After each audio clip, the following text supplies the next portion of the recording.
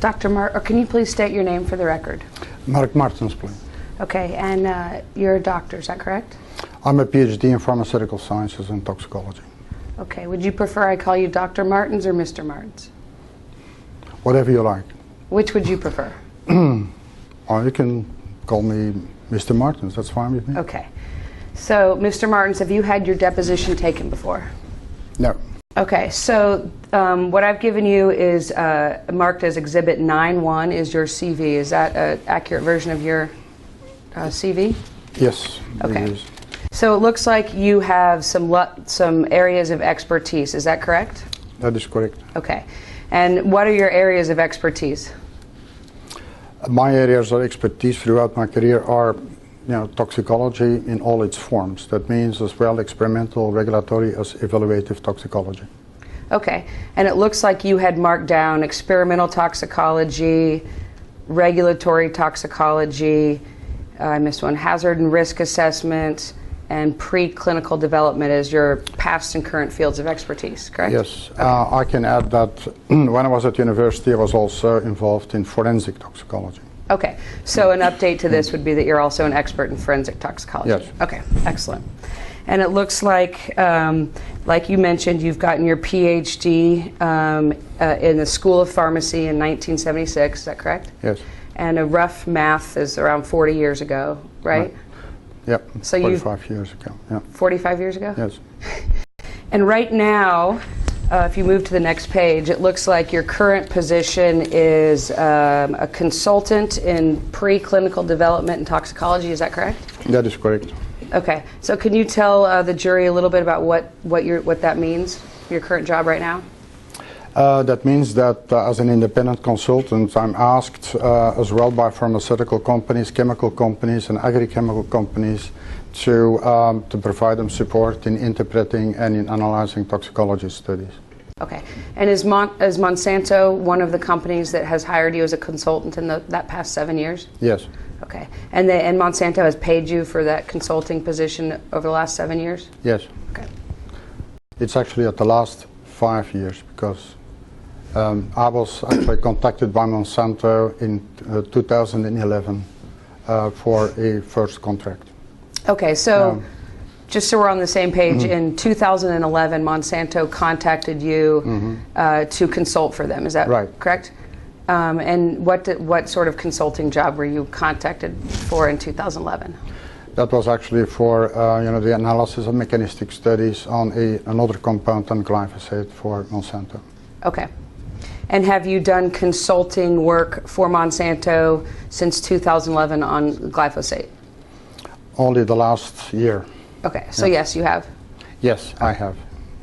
It goes on, your CV goes on to talk about your current and previous positions, and if you go through it, it says here that, and this is on page 3 of your CV, it says that you were promoted to a Monsanto Science Fellow in 2002. Is that correct? That's correct. Yes. Okay, and can you tell the jury what a Monsanto Science Fellow means?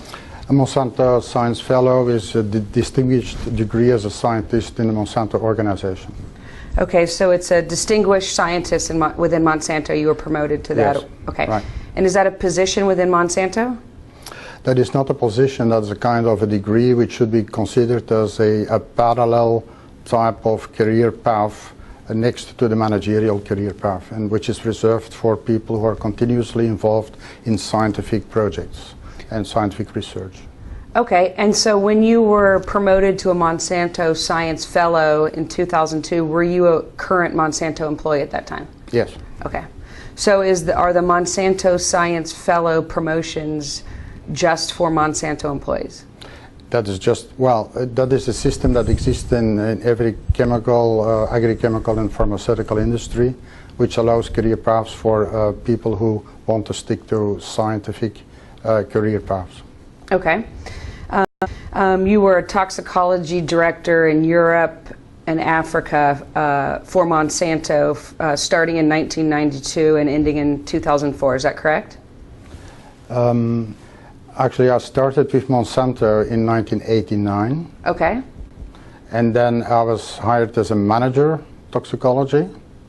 And then afterwards I promoted gradually to Director Toxicology Europe Africa. Okay, so that's a good clarification. You began working for Monsanto in 1989? Yes. And when did you quit working for Monsanto? At the end of 2003. Okay, so then between 2003 and when they hired you to be a consultant in 2011, did you do any work with Monsanto? No. Okay, and you were actually looks like a professor or an assistant professor at St. Louis University in St. Louis, correct? Yes. And you were teaching toxicology to college students? No, not college students. I was teaching toxicology to medical postgraduates. And those were two branches, that was experimental and occupational and forensic toxicology. And then you go on to list a few other of your toxicology positions, but the bottom line is that you have been working in toxicology for 45 years, and there would be few people that wouldn't consider you an expert in toxicology. Is that correct? Yeah. Okay.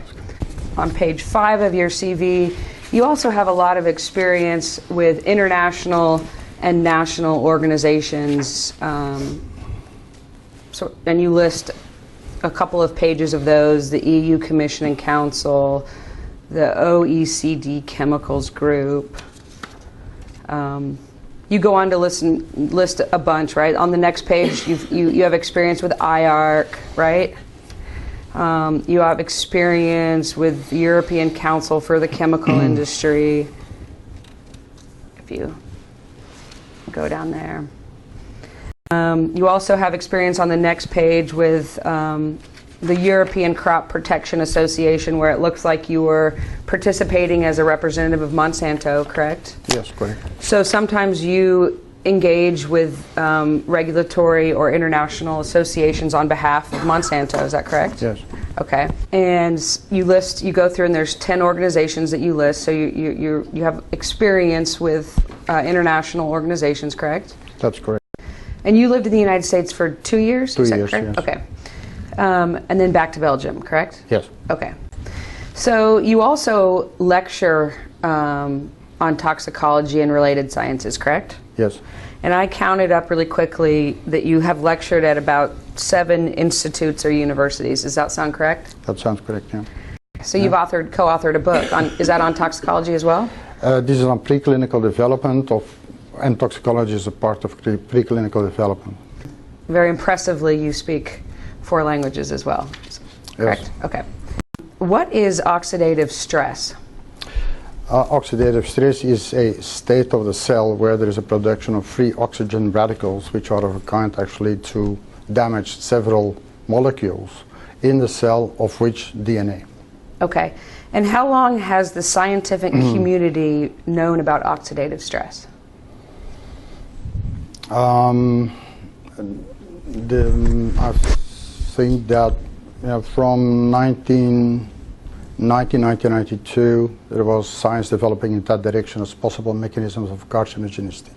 So in the early 1990s, it's fair to say that the scientific community was aware that oxidative stress could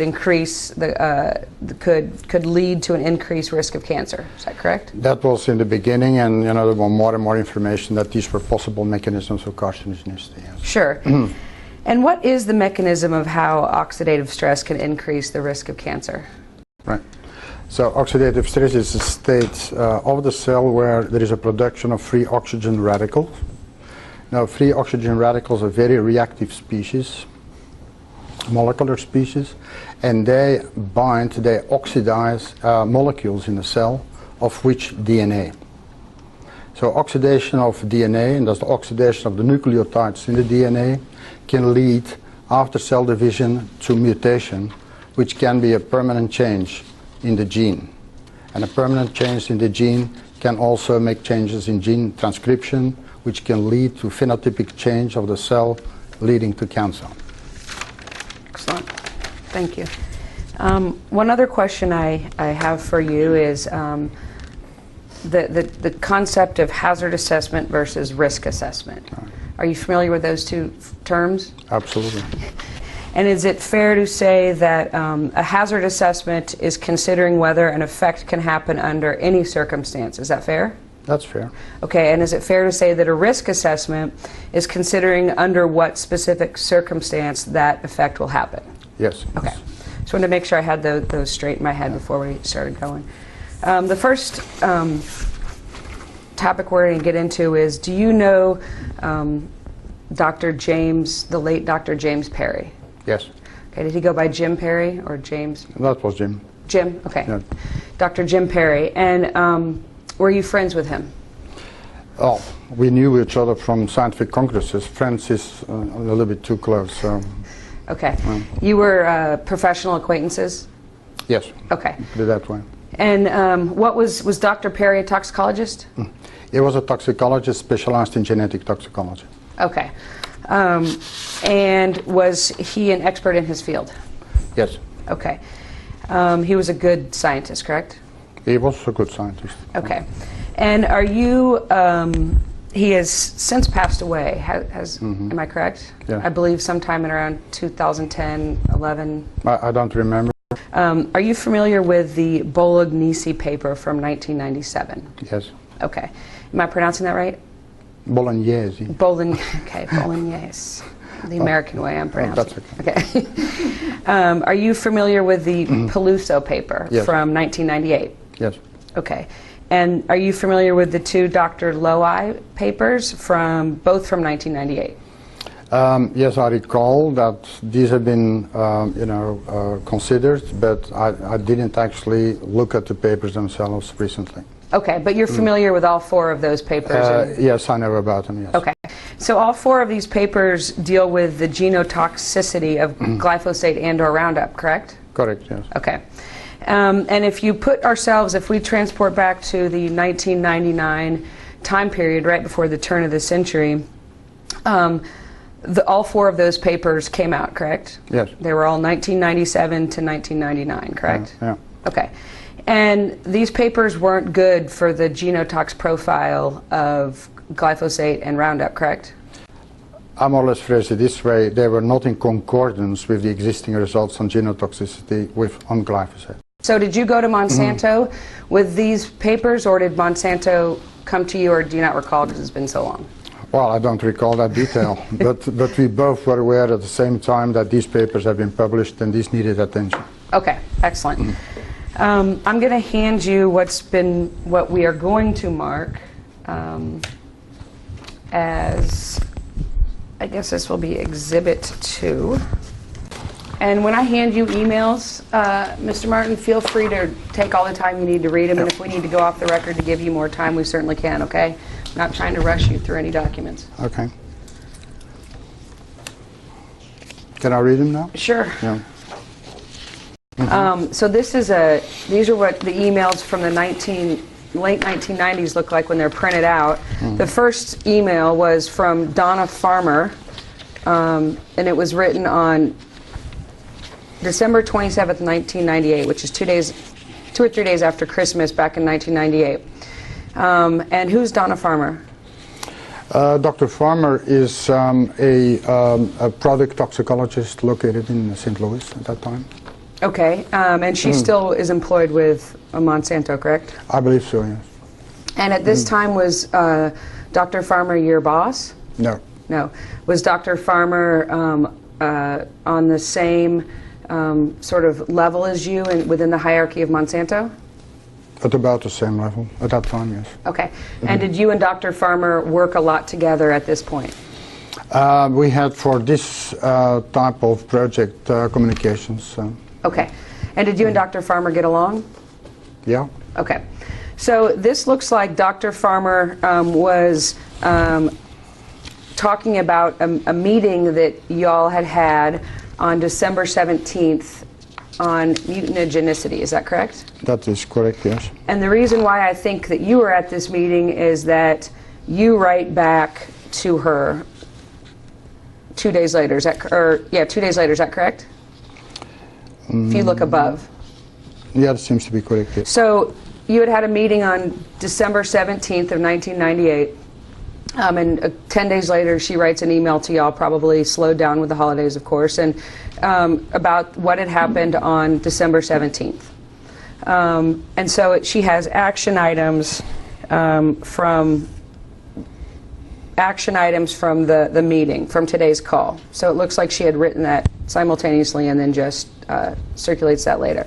So MON 35050, what is that? That is the formulation that has been used by Peluso and Bolognese for their test system. So would it be fair to call those the Italian papers?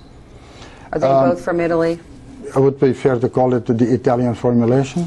So this is the formulation that was used in the Italian papers, correct? Yes, correct. Okay, so you guys are now knowing about this. This is in late 1998, and you are talking about doing tests on formulation blanks of the Italian formulation, correct?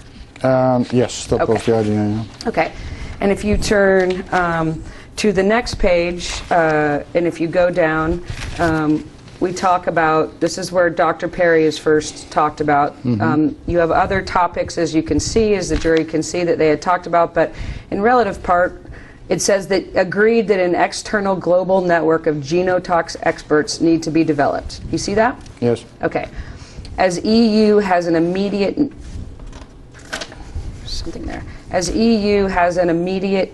need and is critical area now, it was agreed that Mark Martens, that's you, yes, correct, would contact Dr. Perry next week to discuss with him his participation in the support of glyphosate-based formulations, genotox issues, correct? Correct. And that's because you're an expert in toxicology, right? Yes.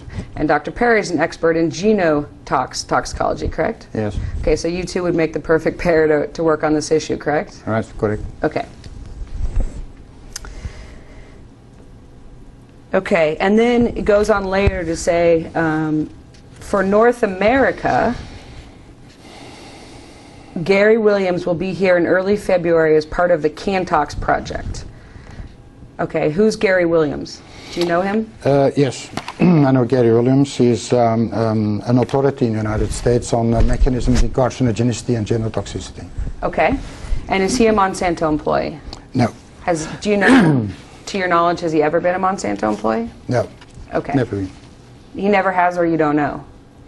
He never has. Okay. No. And then it says Larry Kyer will, as I think it means to say has, graciously agreed to join in those discussions. And who's Larry Kyer? Dr. Larry Kyer was the head of the laboratory of genotoxicology of the Environmental Health Laboratory of Monsanto in St. Louis. So he's the head genotoxicology expert within the organization. Okay, and he's a Monsanto employee. He's a Monsanto employee. So Dr. Farmer writes, it's a real concern that these papers, meaning the low-I papers, may create an even bigger problem for us than the Pelusi paper. Therefore, we do some things quickly. That is the opinion of Dr. Donna Farmer.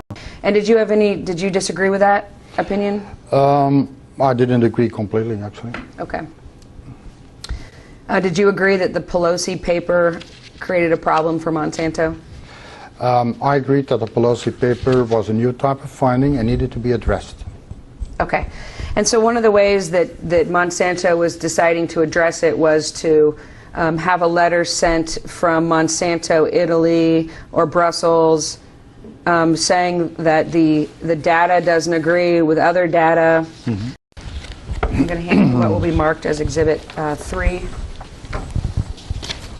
So if you look again at this email exhibit, again it's a cascade, and it looks like we are about a month later after the last email that we looked at. We are now, Dr. Farmer is now writing a email on January 27th, 99, and the last one was December 27th, so we're exactly a month later, and she's talking about minutes from meeting on 1:15. Is that correct? Yes. Okay. And you were, in fact, in attendance in that meeting? Yes. Number 3 was the group recommended testing the full formulations, correct? That's what it says, yes. Okay, and what does the full formulations mean? The full formulation is actually the active ingredient together with the co-formulants. Okay, so Roundup. For example. Okay. Yes. Okay. Instead of testing just glyphosate or just the surfactants, the full formulation means the finished product of Roundup. Yes. Correct. Okay. And then we scroll down here a little bit more. And we talk about one of the full formulations discussed was MON 35050, which we had already determined was the product used in the Pluso and Bolognese papers, which we've called the Italian formula. The team was to develop a positive press release, correct? That's what it says. Okay. And then we get to the next page, where we will spend a little bit of time. We had touched before about Dr. Perry. This group, again, which if I can go back to here, in attendance was Donna Farmer, which we talked about Dr. Farmer earlier. Bill Heidens. Can you tell me who Bill Heidens is? Dr. Bill Heidens was my colleague in the United States, mostly responsible in the beginning for glyphosate and then afterwards also for other products. He's a toxicologist. And then that's you, and then Alan Wilson. Can you tell me who Alan Wilson is? Alan Wilson was the toxicologist working at the Environmental Health Laboratory responsible for all biochemical mechanisms and mechanisms of toxicity. And was Alan Wilson a Monsanto employee? Yes. Okay, so this is a Monsanto meeting, correct? Yes. Okay, with all toxicologists, and everyone at that meeting is located in the United States except for you, correct? Yes. Okay, now if we go back to this, so we're talking about the external global networks of genotox experts at this meeting, and talking about the EU, which is the, what's the EU? The European Union. Okay, so that would fall under your purview, correct? Yes. Okay. We already talked about that Dr. Perry is a recognized genotox expert, right? Yes. Okay. What is not known is how he views some of the non-standard endpoints, correct? Yes. And those non-standard endpoints are the endpoints that were evaluated in the Rank article and the Bolognese article, correct? Yes. So your group of Monsanto toxicologists were saying that although Dr. Perry is an expert in genotox toxicology, we don't know what his views are on these papers, correct? Well, we wanted to know his opinion on these papers. Yeah, you were just saying you don't know. No. He's an expert, but we don't know what his opinions are, correct? Yes. Okay. And so to figure out his opinions, and it says, before we ask him, meaning Dr. Perry, to get more deeply involved, which is reviewing all the literature data, or to represent you as a consultant, you wanted to ask Dr. Perry to review a subset of the articles, correct? Right. Once again, everyone turns to you, right? Okay. So it was proposed that Mark Martens, that's you, would contact Dr. Perry and ask him for a written review of the articles by Rank, Bolognese, Peluso, and Lohi, correct? Correct. And then based on his critique of the genotox papers, your group would decide whether or not you would expand his role, correct? Yes. Okay. Once again, y'all are talking about the Lohi papers, the two Lohi papers, and once again, Dr. Farmer says that the Lohi papers may present an even bigger problem because the studies are with glyphosate and are on a more standard endpoints, correct? Yes. Okay. But I interpreted the Lohi paper and came to the conclusion it's a very low quality paper. But as of right now, we're sitting here in January of '99. This group of Monsanto toxicologists are once again stating that because it's a standard, it has more standard endpoints, the Lohi presents an even bigger problem for Monsanto. Is that correct? That is correct. Okay. So if we then move on to the beginning, because remember we got to go backwards on this. Okay, so in response to Dr. Farmer writing these notes, you respond, correct? That's what I see, yes. Okay. It said that you were in agreement with the discussion that you had in St. Louis, correct? Yeah, that was reflecting the meeting. And then you also told the group that in the meantime you contacted Dr. Perry and a letter of authorization with his papers, with the papers, is underway to him, correct? Yes, that is what it says. Okay, so you were acting on the decisions that had been made at that meeting, correct? Yes. Okay.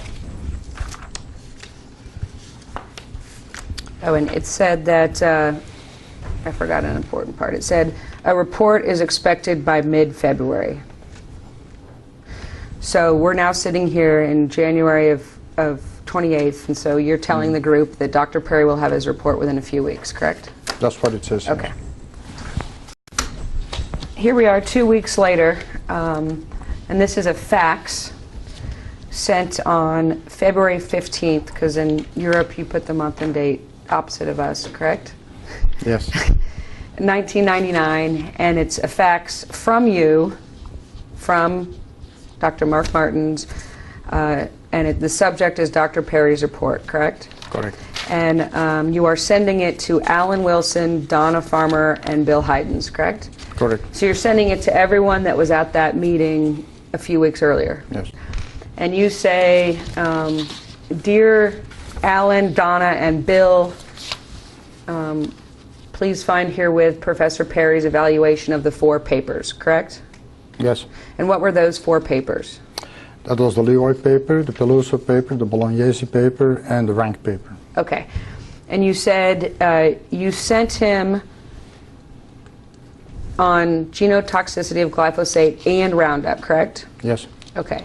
And you're asking for comments and guidance on what to do next, correct? Yes.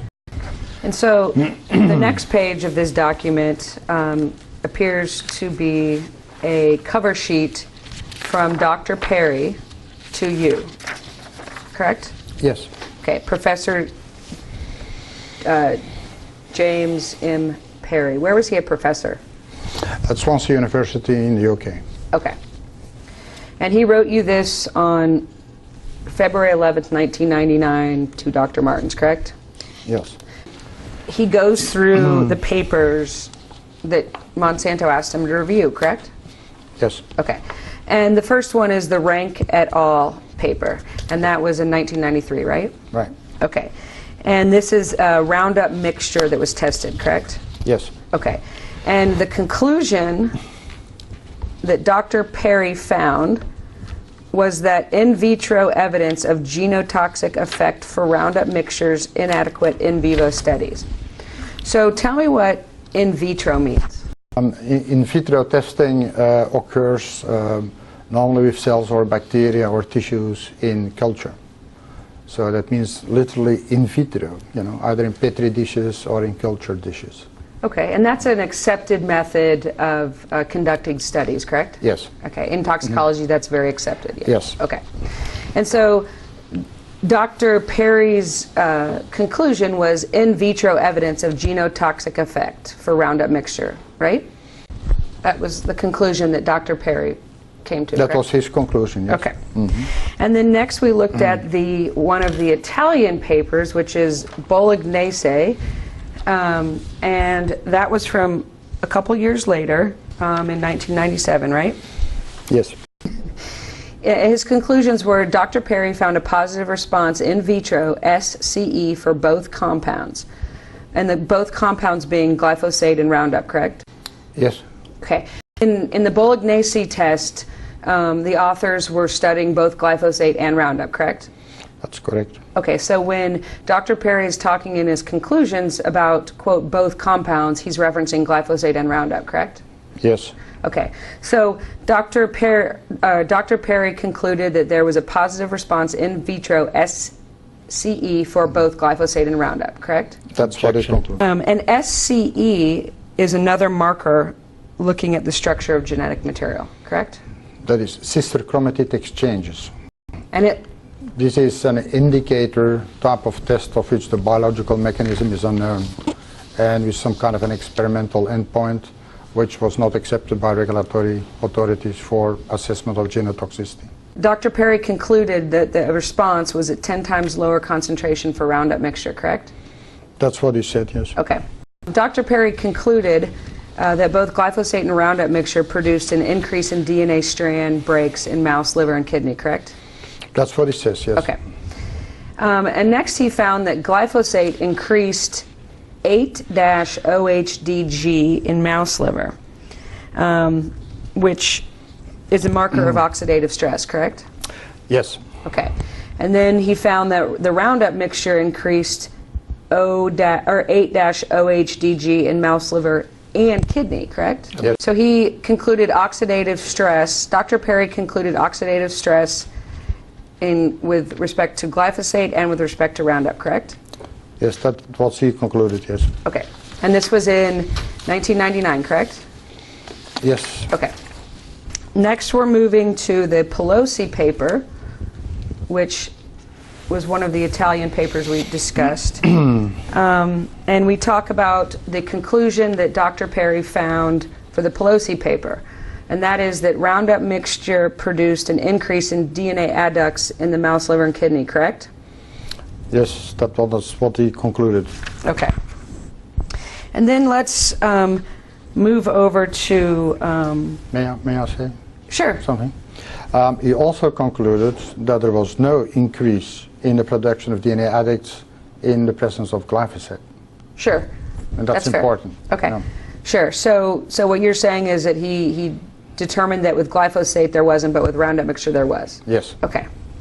Next, if we turn to the Loei 1998 paper, and if you turn the page to 00 and you look at conclusions there, it looks that Dr. Perry concluded that there was an increase in the chromatoid aberrations of SCE following glyphosate exposure, correct? That's what he concluded, yes. Okay. Okay, so now if you turn to 01, we're talking about his conclusion still. And Dr. Perry found sister chromatoid exchanges induced in human lymphocytes by both glyphosate and Roundup mixture, correct? That's what he found. That's what he concluded. And he also concluded that the Roundup mixture produced a positive result at a lower concentration, correct? That is what he concluded, yes. So Dr. Perry concluded that the Roundup mixture and the glyphosate alone would often produce different results, correct? That indeed, yes. Okay, and this was back in 1999 that this was concluded, correct? Yes. Okay. Okay, and would you tell the jury, please, what in vivo means? In vivo means that an experiment is carried out in live animals, Okay. in whole organisms. Okay, and in vivo is a accepted method of testing in toxicology, correct? Yes. Okay. So if we are looking at Dr. Perry's conclusions about in vivo studies, he states both glyphosate and Roundup mixture produced a positive results in the mouse bone marrow micronucleus assay, and then he cites a study that he's pulled that conclusion from, correct?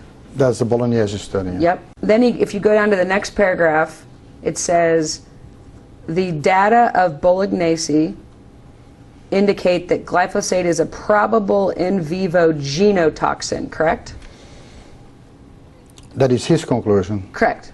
This is Dr. Perry's conclusion. Yes. So Dr. Perry's conclusion in 1999 is that the data of the Bolognese indicate that glyphosate is a probable in vivo genotoxin, correct? What he meant to say is a potential. Well, he didn't say potential, did he? No, well, but that's a question of wording, just to make sure that people understand it right. That is a potential genotoxic. All right, well, we'll never know if that's what he meant or not because he's not around to tell us that. And he was a scientist are precise, correct? He was a scientist, yes. And scientists, when you're a scientist, you need to be precise with your words, correct? Well, not in evaluative words. There may be, different choice of words, but yeah. Okay, but Dr. Perry chose not to put in the word potential, correct? He may have chosen as well potential. Did you take out the word potential? No. This is the form that that it came in, and he did not put potential, did he? No. He put the words as he put it, Okay. so we cannot change that. Next page, if you go to 03, says the overall. Are you there? Yeah. Okay. the overall data provided by the 4 publications produce evidence to support a model that glyphosate is capable of producing genotoxicity both in vivo and in vitro by a mechanism based upon the production of oxidative damage. Is that Dr. Perry's conclusion in 1999? Yes. Okay, that was given to Monsanto, correct? Yes. Okay, and the question raised by these studies are that this is what Dr. Perry is telling you and some of your toxicology expert colleagues, correct? Is that the role of components of mixture which leads to high levels of activity of Roundup. He's questioning the genotoxic activity observed due to oxidative damage, correct? And the genotoxic, and can that activity be reduced by antioxidants, correct? Yes. So his recommendations and questions were kind of similar to what you said earlier, was that these studies raised new questions that needed to be studied, correct? Yes, that's correct. Okay. So you were in agreement with Dr. Perry that that's sort of what needed to happen, correct? Right. Can I point to a sentence which is important, sure, which he didn't mention? Sure. That he said, after you mentioned the sentence, we based upon production of oxidative damage, he said, if confirmed. So that means that he has a hypothetical conclusion and he was seeking confirmation. Doctor, that's fair, because and that's confirmed when it says questions raised by the study. He's saying that there is more questions and more tests that need to be done, which is what you had said when we started talking about this, correct? So you were in agreement with Dr. Perry? Yes, in that sense, yes. Okay.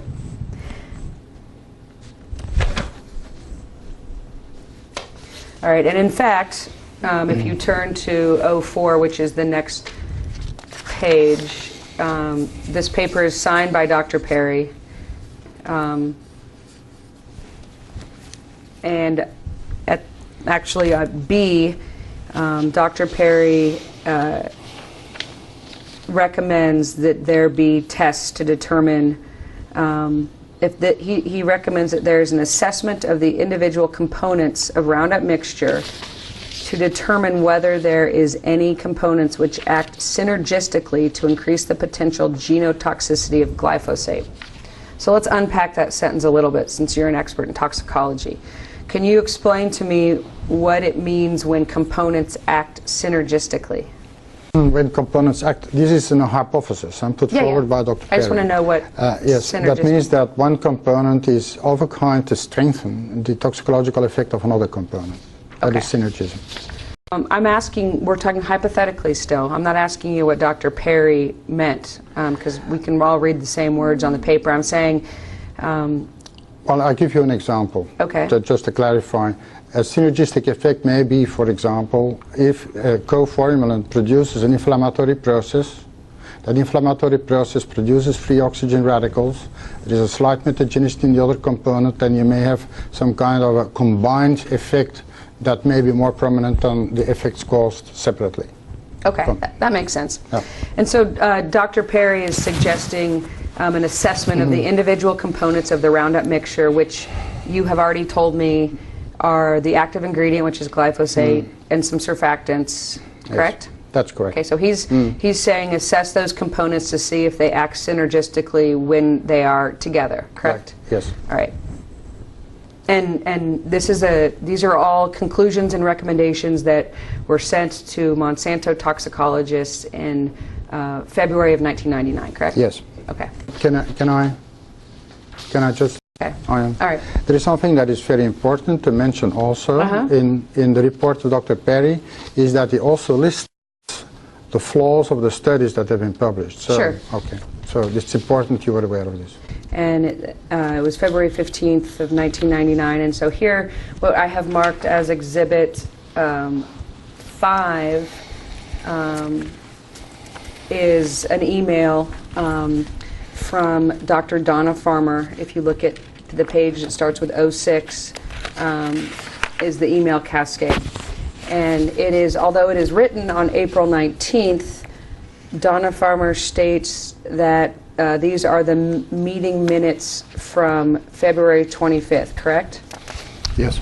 Okay, so this is actually a meeting that occurred 10 days after Dr. Perry and you had circulated the Perry report, correct? Correct. You guys have now had this report for about 10 days, and you are meeting to discuss the next step, correct? Yes. Okay. And Dr. Farmer reiterates to you all that Dr. Perry concluded on his evaluation of the 4 articles that glyphosate is capable of producing genotoxicity both in vivo and in vitro by a mechanism based upon the production of oxidative damage, correct? That's correct. Okay, and we had talked about that before. And that evaluation was based on material that you all had provided Dr. Perry, correct? Yes. Okay.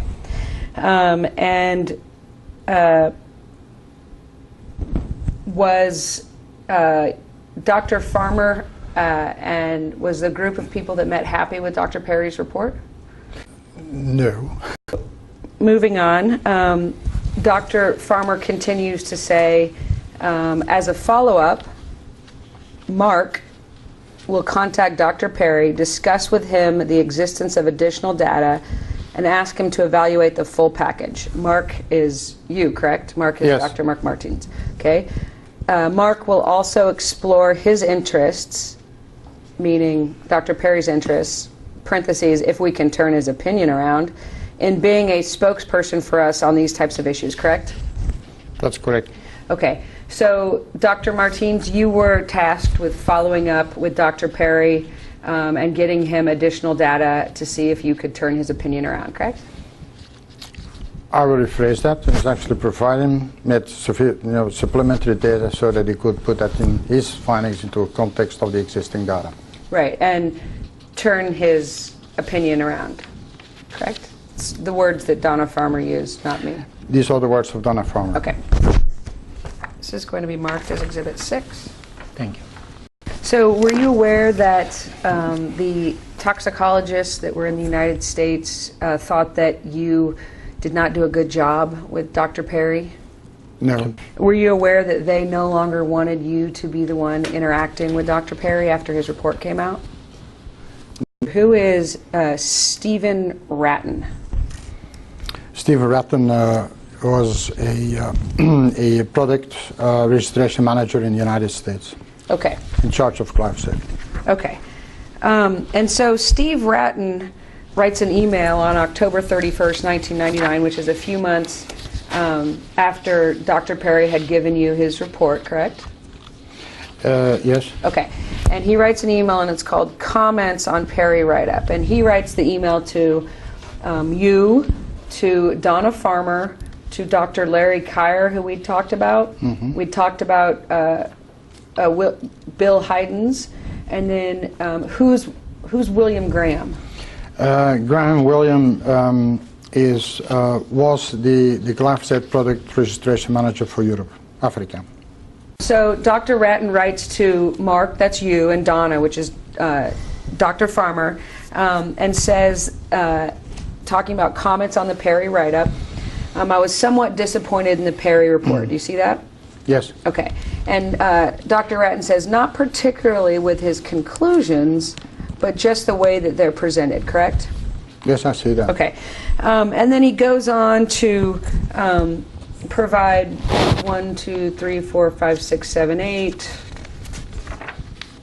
8 suggestions on how he can improve his report. Is that correct?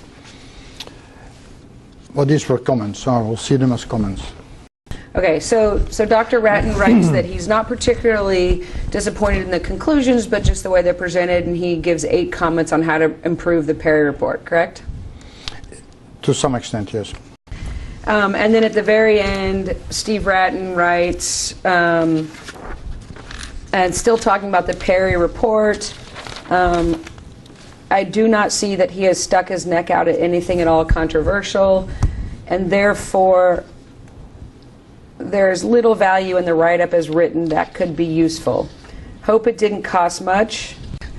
Perhaps this is too harsh, and I don't know what your proposal to him was, but I guess I would expect more than this of a professor, correct?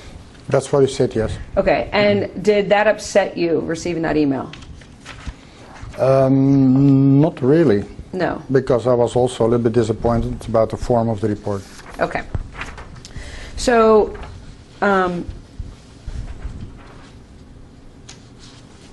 he also asks you and Dr. Farmer if Dr. Perry has ever worked with industry before on this sort of project, correct? That's we can read, yes. Okay. And so he sends this to Donna Farmer, then forwards the email to Alan Wilson. Yes, that's what I see. Earlier. Alan Wilson writes back to Dr. Farmer and says two options. We work closely with Perry, someone other than Mark, or we get someone else. So basically, take Mark off the job, or we use someone other than Dr. Perry, correct? That's what I read. And so then Donna Farmer responds to Alan Wilson's suggestions and says, one option, I agree we need someone else to interface with Perry, meaning she agrees that you should be off the job, correct? That's what appears from there. Okay. Right now, the only person I think that can dig us out of this genotox hole is the good Dr. Cryer. And that's Dr. Larry Cryer, right? Yes. Okay. And that's the Monsanto, long-term Monsanto toxicologist, right? Yes, yes. Okay. Genotoxicology. And Dr. Farmer goes on to say that she's concerned about leaving the report out there as the final project with his final impressions, correct? That's what I read. Okay. So she doesn't, it looks like she doesn't want to just ignore the project. She wants to make sure it gets cleaned up so it's not the final project, right? That's what I read. Okay. All right. And then Alan writes back to Donna, Dr. Farmer says if Larry has the time, that would be great, but we need to be careful we don't get into another Cantox situation that could take some time wordsmithing and reaching consensus. Do you know what that means? I've got no idea. And then says maybe you should invite Perry to St. Louis to get him more familiarized with the complete database, correct? That's what I read. Two toxicologists from the United States have said that you should be pulled off the project, and then they're inviting the European expert to St. Louis and not inviting you, are they? That is a possibility. All right, and then our next exhibit, Exhibit 7. This is the same email that Dr. Ratton wrote to you and Donna that we were just looking at, to you and Dr. Farmer, and you have interplaced your responses in italics. How many reports did Dr. Perry write for Monsanto? I think he wrote, there was 3 reports. Okay. Yeah.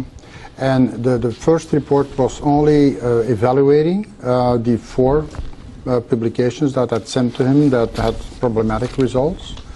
And then afterwards to allow him to put everything into a nice context and to see whether there is concordance in results with other toxicology tests, I sent him a whole battery of test reports which have been as well produced upon commission by Monsanto, but also from some other companies, to allow him to put it into context. So he evaluated all these reports, and there is in a report, and there is a third notice that he produced as well as a follow-up of that report on the evaluation of all the toxicology studies in combination.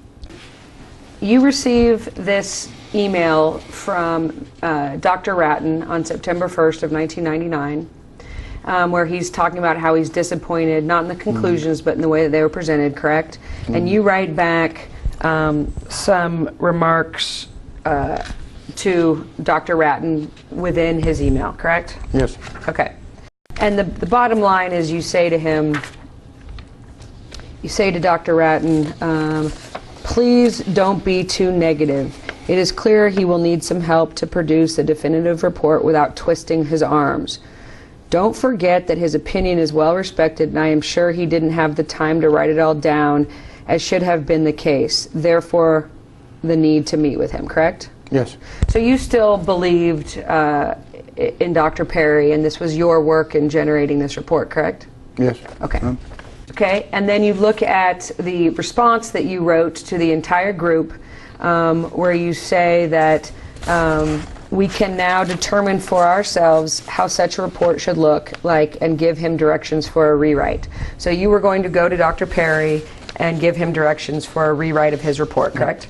Yep. Okay. These were directions for the form of the report, not of the content of the report. Yeah. This is a report by Dr. James M. Perry, correct? Yes. This is the same Perry that wrote the February 1999 report. Yes. And this is the evaluation of the potential genotoxicity of glyphosate mixtures in component surfactants, correct? Yes. So it's the same subject matter area, right? Yes. And this is the area you have previously testified that Dr. Perry is an expert, right? Yes. Okay. And you had mentioned a few moments ago that you gave Dr. Perry a host of information to review, and it looks like this table is what the information you gave him, correct? Correct. That ends. We're going to go to the one that ends 37237, please. Where it says that the evaluation is that these studies provide some evidence that glyphosate may be capable of inducing oxidative damage under both in vitro and in vivo conditions. That was his evaluation, correct? That is what's in the report. Okay. And this is consistent with his February of 1999 conclusion, correct? The conclusion evaluation that he formulated on page 237 pertains to the chapter miscellaneous endpoints. Okay, miscellaneous, okay. And the miscellaneous endpoints are endpoints that have been pursued by groups, in academia that have been actually undertaken experimental tests in order to seek further mechanism of actions. These were endpoints that were not pursued in the official regulatory studies that were at hand at Monsanto at that time. Okay, so... It's not a general evaluation, it's only pertaining to miscellaneous endpoints. But my question is this the same conclusion that I had asked 5 minutes ago? Is this the same conclusion that he made in his February of 99 paper? Yes. And then if you go to page, page 40, please.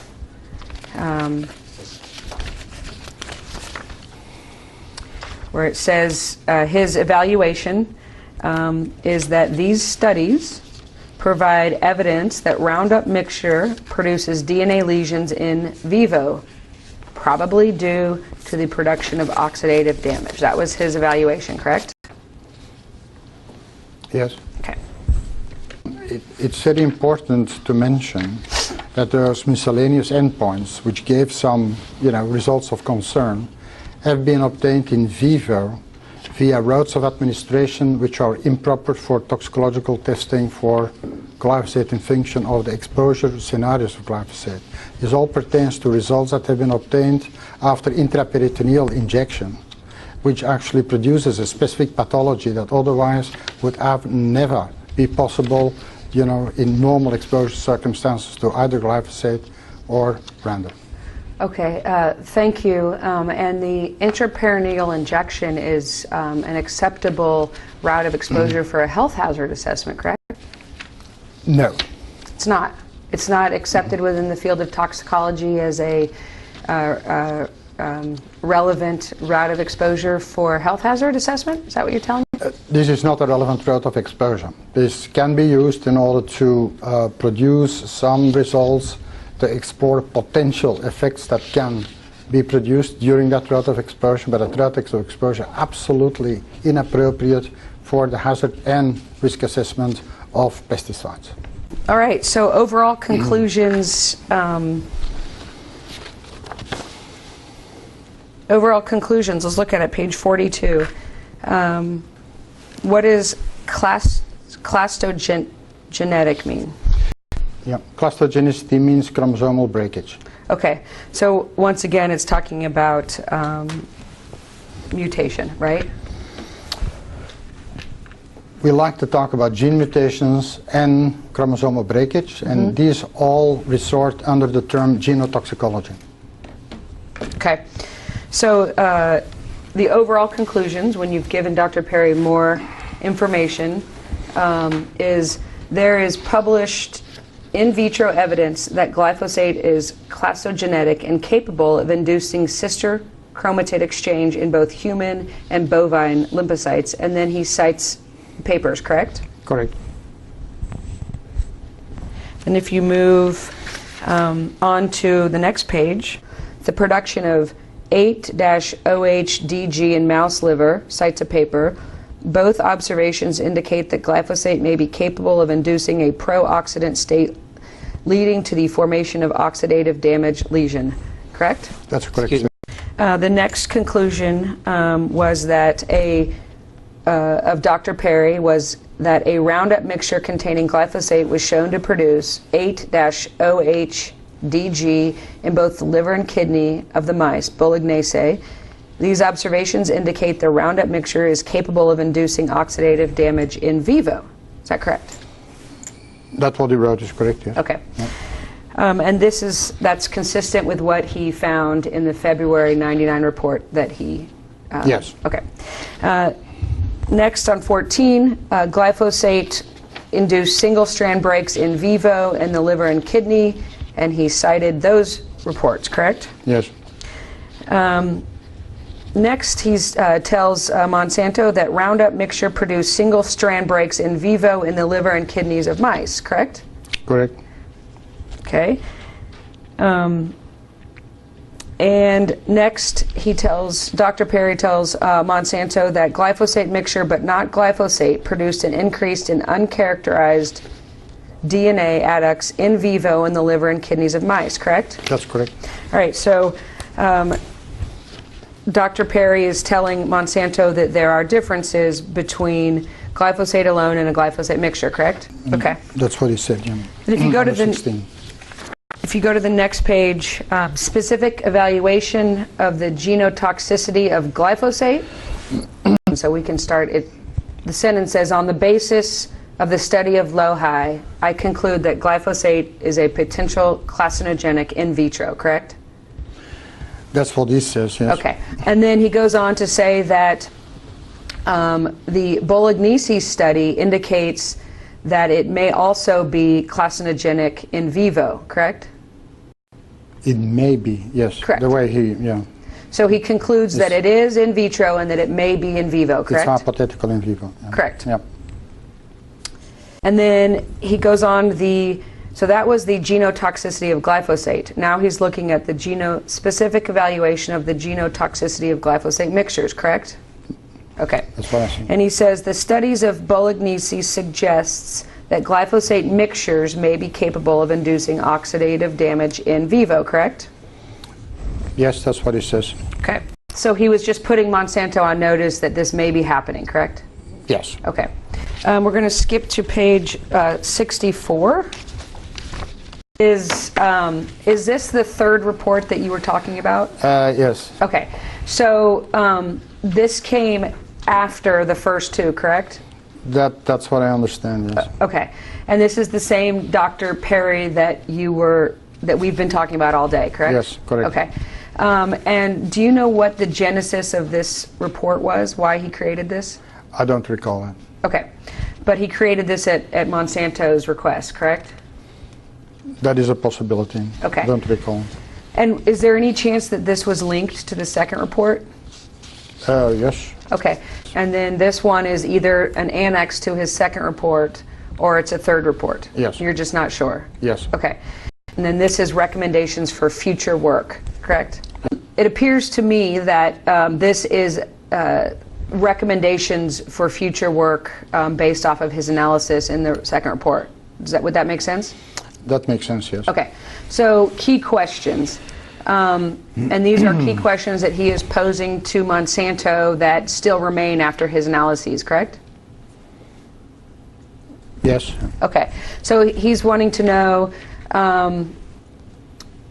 if glyphosate is an in vitro carcinogen, if it's an in vivo carcinogen, if glyphosate is, if that is true, what is the mechanism of action, and does it lead to other types of genotoxicity activity in vivo, such as point mutation induction?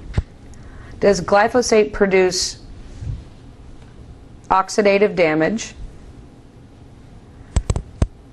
Can we explain the reported genotoxic effects of glyphosate on the basis of the induction of oxidative damage?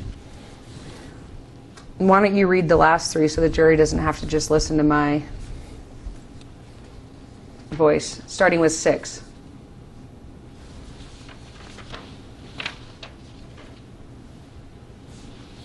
You can read it out loud. Okay, so if glyphosate is an in vivo genotoxin, is its mechanism of action thresholded? Okay, number 7. Threshold wants to say that you need to have a certain concentration in tissue before that activity takes place. Under what conditions of exposure are the antioxidant defenses of the cell overwhelmed? Okay. And that's part of the thresholding.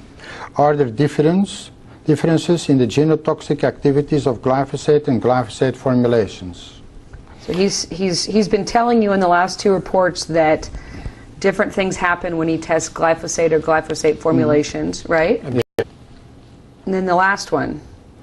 Do any of the surfactants contribute to the reported genotoxicity of glyphosate formulations? Okay, so he's saying we need to figure out what the surfactants add to the equation, correct? Yes. Okay, so he also then gives Monsanto some actions that he recommended, correct? Yes. Okay. And one of those is to do comprehensive testing on glyphosate formulations, correct? Yes. Okay. He says that Monsanto should evaluate the induction of oxidative damage in vivo and determine the influence of antioxidant status of the animals, correct? Correct.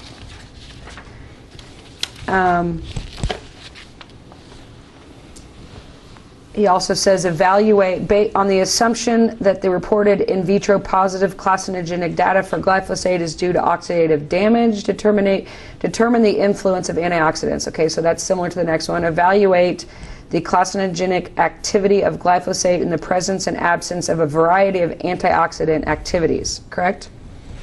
That's what I read, yes. Okay. Now, Dr. Perry gave a list of 8 questions that were left unanswered, correct?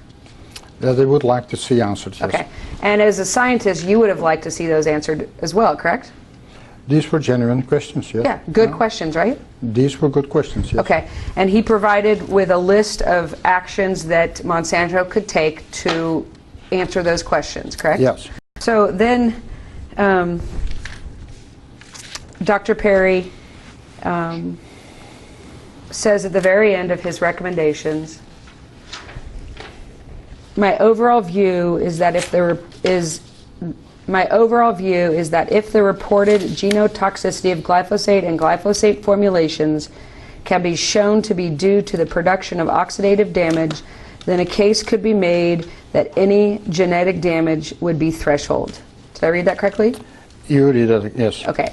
Such genetic damage would only be biologically relevant under conditions of compromised antioxidant status. If such an oxidative damage mechanism is proved, then it may be necessary to consider the possibility of the susceptible groups within the human population. Did I read that correctly? You read that correctly, yes. Okay, so there is an expert telling Monsanto in 1999 to do tests that may affect the human population, correct? This is a little bit an expanded conclusion. You know, he is more or less asking himself the question, if that might be true, there may be susceptible groups in the population that might be more susceptible in producing an effect, but he forgets to say that those effects have been, you know, obtained through intraperitoneal injection, whereas the human exposure is not via intraperitoneal injection, and that's a very important nuance. So I don't. How do you know he forgot to say that? I don't know why he didn't point it out. That's okay. why. But he didn't point it out, did he? Well, that it was limited to intraperitoneal injection. So not sufficiently you well. may not agree with what Dr. Perry wrote, but I'm not asking you to rewrite his report. I'm asking you, in 1999, Dr. Perry wrote to Monsanto and did an analysis, gave questions unanswered, right? Yes. Proposed actions that could be taken, right? Yes. And then stated that his overall view is that these tests and answers need to be taken, right? Yes. And then you need to figure out what group within the human population may be affected, correct? That is what he said. Okay. But I don't agree with what he said because That's fine. That's fine if you don't agree with what he said. That's what he told Monsanto, correct? That's what he told Monsanto. Okay. And so that second Perry report, which was the longer one, was sent to you sometime around September of 1999. And you had sent it to Larry Kyer, Dr. Donna Farmer, and Bill Hayden's around that time, correct? Correct. So you write to Larry and Donna, which would be Larry Kyer and Donna Farmer, correct? Correct. On September 16th of 1999. I would like to get some feedback to Jim Perry on his report, correct? Correct. So you're asking these folks for their opinions so you can get some feedback to Dr. Perry, correct? That was the intention, yes. Okay. And you CC'd Dr. Bill Hayden on that email, right? Yeah, that's what I see. Yeah. Mark All. Mark is you, Dr. Martens, correct? That's correct, yes. Okay. He lets you know that he has read the report and he agrees with the comments, right? Yes. And there are various things that can be done to improve the report. So again, they're not completely happy with the report, correct? Yes. Okay. And then he says, let's step back and look at what we're really trying to achieve here, right? That's in the mail, yes. Okay. He states that Monsanto wants to find/develop someone who is comfortable with the genotox profile of glyphosate Roundup and who can be influential with regulators and scientific outreach operations when genotox issues arise, correct? That's what I read, yeah. Okay, and Bill Hayden is a toxicologist in the United States, correct? Yes. For Monsanto? Yes. Correct? Okay. Dr. Hayden goes on to say, my read is that Perry is not currently such a person and it would take quite some time and money sign / studies to get him there, correct? That's what I read, yes. Okay. We simply aren't going to do the studies that Perry suggests, period. Correct? That's what he said in the memo, yes. Okay. Then he directs the email to you specifically. Mark, do you think Perry can become a strong advocate without doing this work? Perry, question mark. Then he says, if not, we should seriously underline, italicized, bolded, start looking for one or more other individuals to work with. Correct? That's what I read, yes. Okay. Then he goes on to say, we have not made much progress and are currently very vulnerable in this area. Correct? That's what I read. Okay, and this area means the genotoxicity of glyphosate / Roundup, correct? That is correct. We have to fix that being the vulnerability, but only if we make this a high priority now, correct? That's what I read. Okay, so, and that is in September of 1999, correct? Yes, that Okay. seems correct.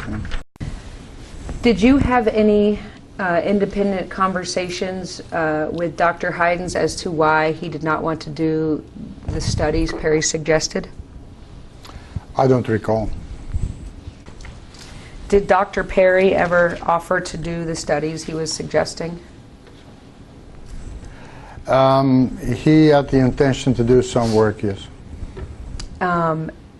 When you say he had the intention to do some work? That's what he was suggesting. Okay. Yeah.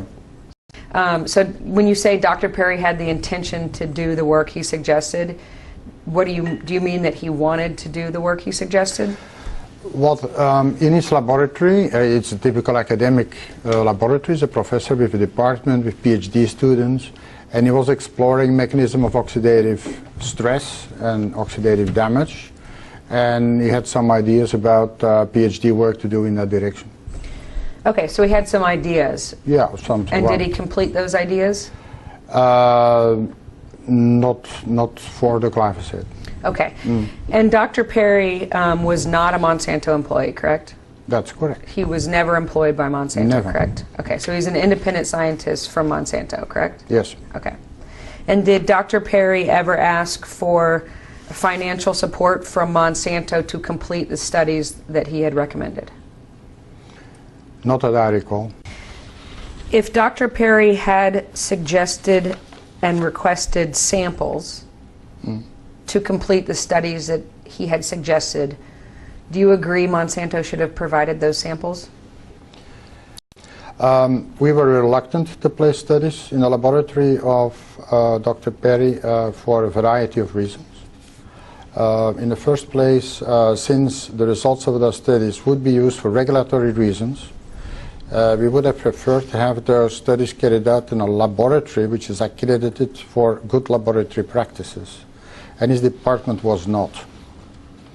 Plus that if we would engage, and we engaged, on supplementary additional testing to prove whether or not was oxidative stress, we were looking into much more parameters than just genotoxic parameters, like organ weights, like growth pathology, like histopathology, and his department was not equipped to do these type of assays. And that is more or less, that's why we were reluctant to place the studies in his laboratory, but we were very open to listen to him and to follow suggestions. Okay, so you were reluctant to let Dr. Perry do the studies. Is that Yes. a good summary of what you just said? That's a good summary, yes. Okay, so who did the studies? The studies, finally we started to do the studies.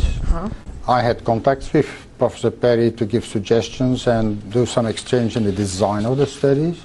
But the studies finally have been carried out at the Environmental Health Laboratory of Monsanto in St. Louis, which is a GLP accredited laboratory. So, of all of the scientists in the world, these studies ended up being done in St. Louis by Monsanto scientists, correct? Yes. And what were the studies published? The studies, as soon as the study results were available, we first shared all the study results with Professor Perry. We went actually to visit him and give a whole presentation of the study results and discussed all the ins and outs of the study results. And we can talk later of what his opinion was on the study results. But the study results have been in the first place presented in the open as a poster on the Society of Toxicology meeting in San Francisco in 2001. And who at Monsanto did those studies? These studies were conducted by a couple of scientists in the Environmental Health Laboratory under the leadership of Dr. Larry Kyer and Kathy Holtz and Alan Wilson, and I myself had also a big say in the design and conduct of the studies. Okay, and you said that study was, when did that study occur? That must have been, well, I don't recall exactly, but it was in 2000 that these studies must have been conducted. And you left in 2003, right? Yes. Okay, so you're saying that the studies that Dr. Perry conducted or suggested were conducted by Monsanto at Monsanto's headquarters between 2000. Well, here we are we were in September or in April of 2000, and they haven't been done. So they were conducted probably, and you're saying 2000 or 2001?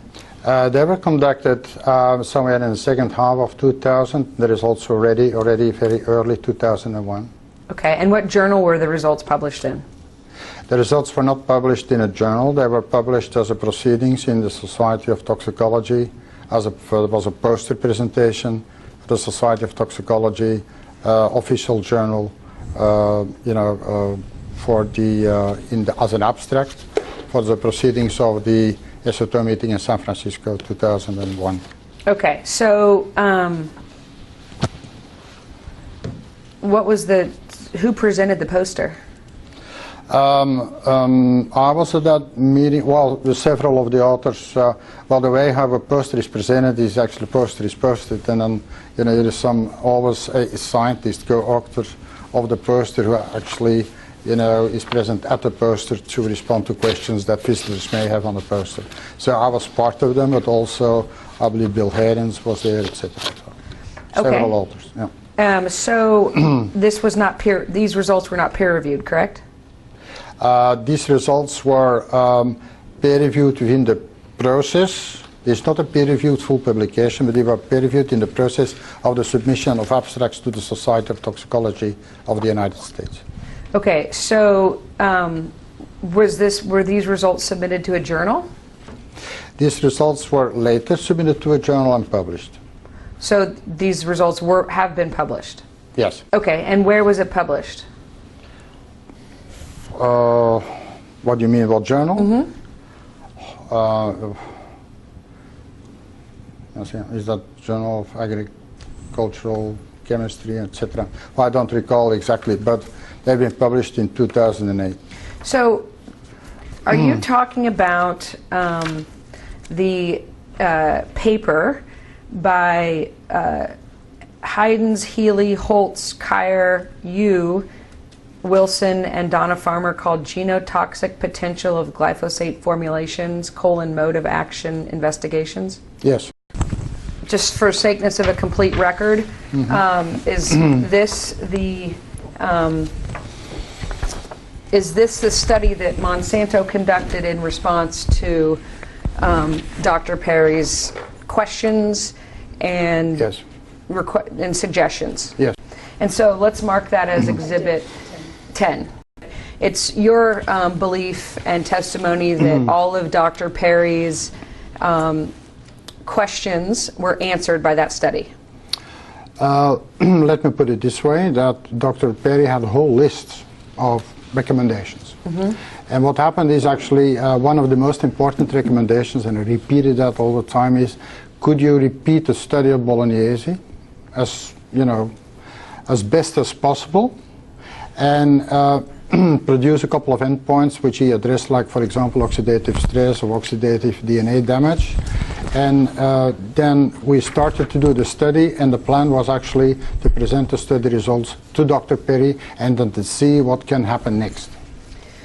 So if we want to look to the answers for all of Dr. Perry's questions, we can find them all in that report. Dr. Perry had a whole list of recommendations. Correct. Okay? And the whole list, the most important, we took the most important type of, questions. These were recommendations in regard to repeat the results, to confirm the results that have been found by Peluso and by Bolognese, and actually to address a couple of questions in terms of oxidative damage. We're going back to Exhibit 8 really quick, and I just want to talk about, in this Exhibit 8, we went through these in detail. Dr. Perry listed 8 questions, correct? Yes. And is it your testimony that the answers to each of these questions can be found within your 2008 article that is entitled Genotox Potential of Glyphosate Formulations, Mode of Action Investigations? Okay. Just to make clear, we produced a lot of new toxicological evidence, and then the plan was to go to Dr. Perry and see whether all of his questions still were satisfied or not. And that was the subject, the topic of the meeting we organized together with Dr. Perry, and to listen to him whether he was satisfied with all the results or whether he would have other or newer recommendations or some of the recommendations that were in here. And so this was considered an honor to be a Monsanto fellow, I would assume. Yes. Okay. So if you look at this letter, I hope talking about your strengths doesn't embarrass you, because that's all this letter talks about. But it talks about how this letter is about you, correct? Yes. Okay. So it gives you great pleasure to nominate Dr. Mark Martens, that's you, for the appointment of the position of Monsanto Fellow. That's what we've been talking about, correct? You've been with Monsanto at that time for 12 years. Mm-hmm. And during that time, you have developed and sustained technical expertise in various areas of toxicology, most notably metabolism, genotoxicity, and carcinogenicity.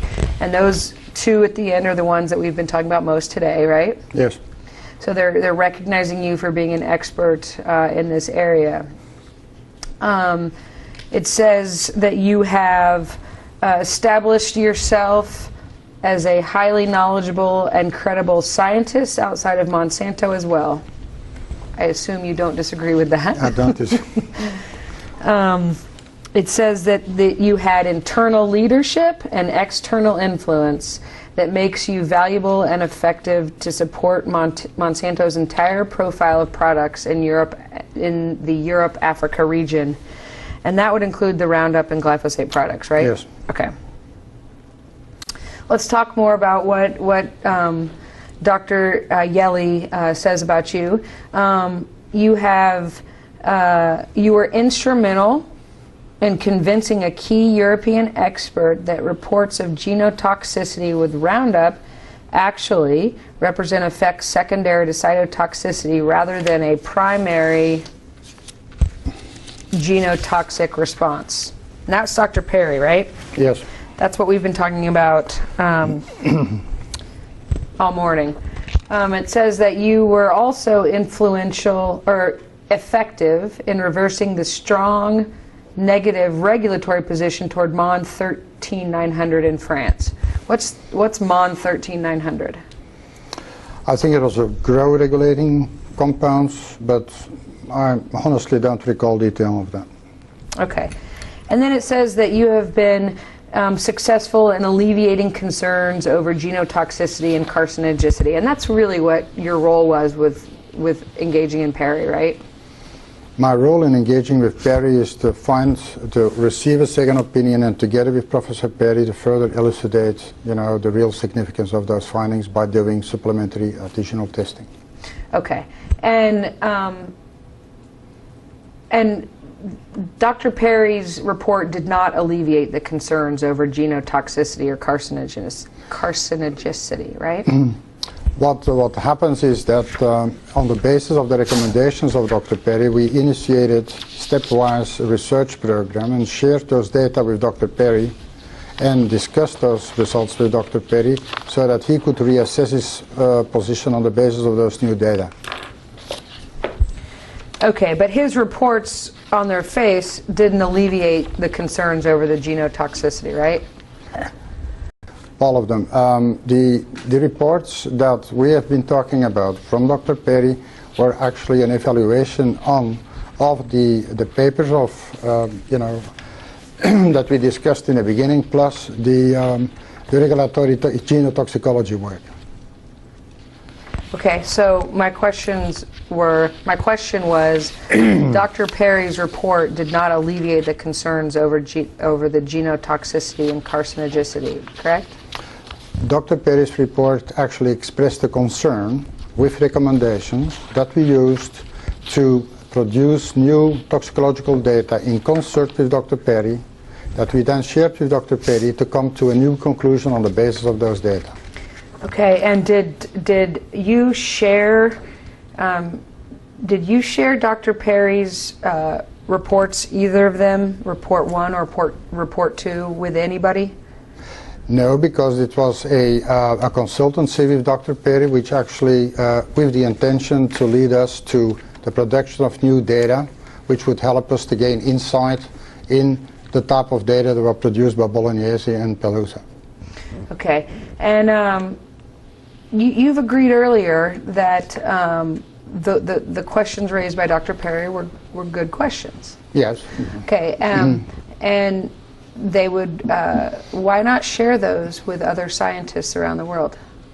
No, because this was a preliminary evaluation, which led to a hypothetical evaluation of assessment of Roundup and glyphosate by Dr. Perry, and we needed actually to first confirm whether or not his hypothesis was valid. Okay, so let me just make sure I understand what happened, okay? You Monsanto engages Dr. Perry to assess some studies that have occurred, correct? Right. Okay, and those studies raised some valid concerns about the safety profile of glyphosate and Roundup, right? Yes. So you ask him an opinion and he writes a report, and the report is not well received by Monsanto toxicologists. Well, the conclusions were well received. The form of the report was not well received. Okay. The conclusions were well received, and eventually Dr. Perry is given more information. Yes. And he writes another report with very similar conclusions. We've walked through each of the reports, correct? But it's your opinion that these questions should not be shared with anyone else?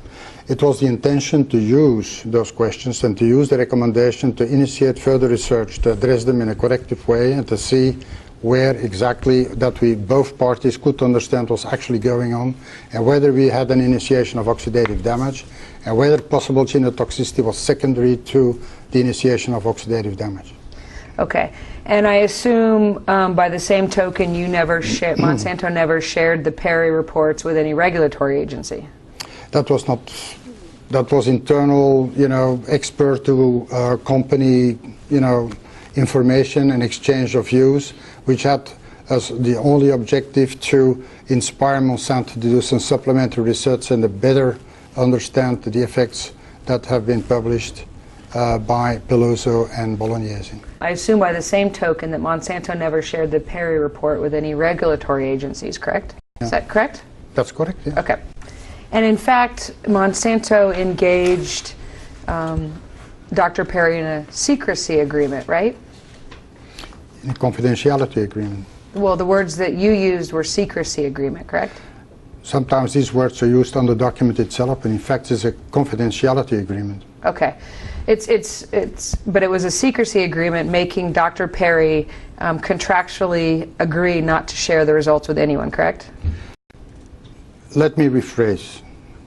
A confidentiality agreement is signed between an external expert and a company in the case that a company is willing to share confidential data with the expert, and that is general practice.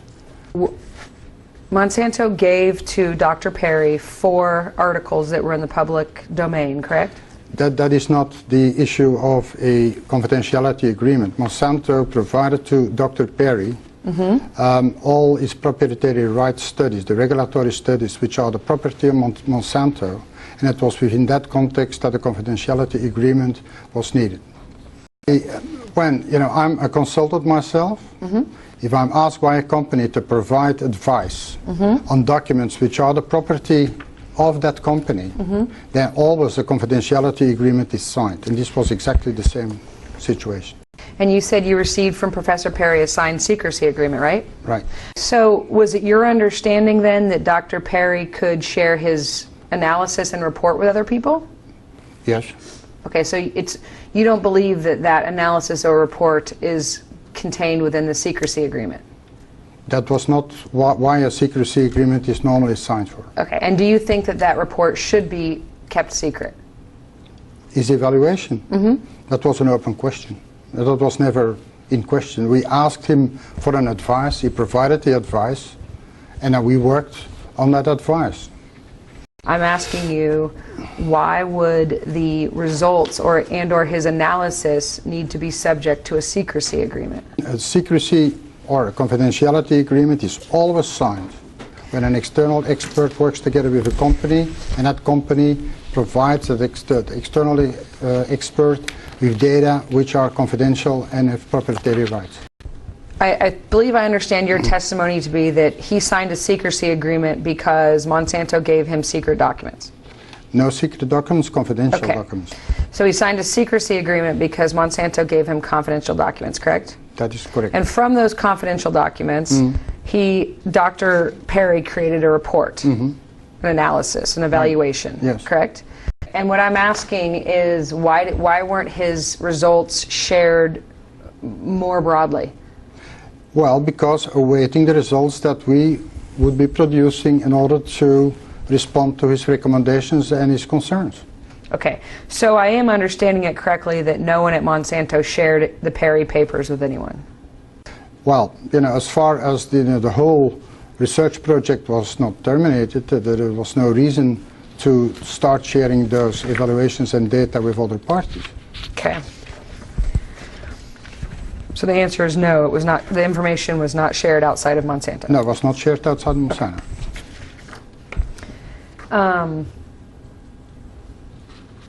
What is the Glyphosate Taskforce?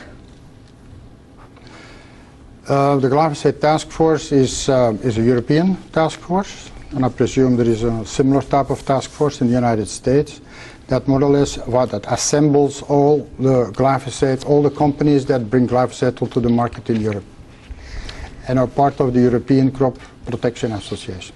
Okay. And does it have members? Yes. Okay. And is Monsanto a member of the Glyphosate Task Force? Yes. Okay. Is it a company or a corporation? It is a working group that resorts under the European Crop Protection Association, which is a European Association of Crop Protection Products Producers.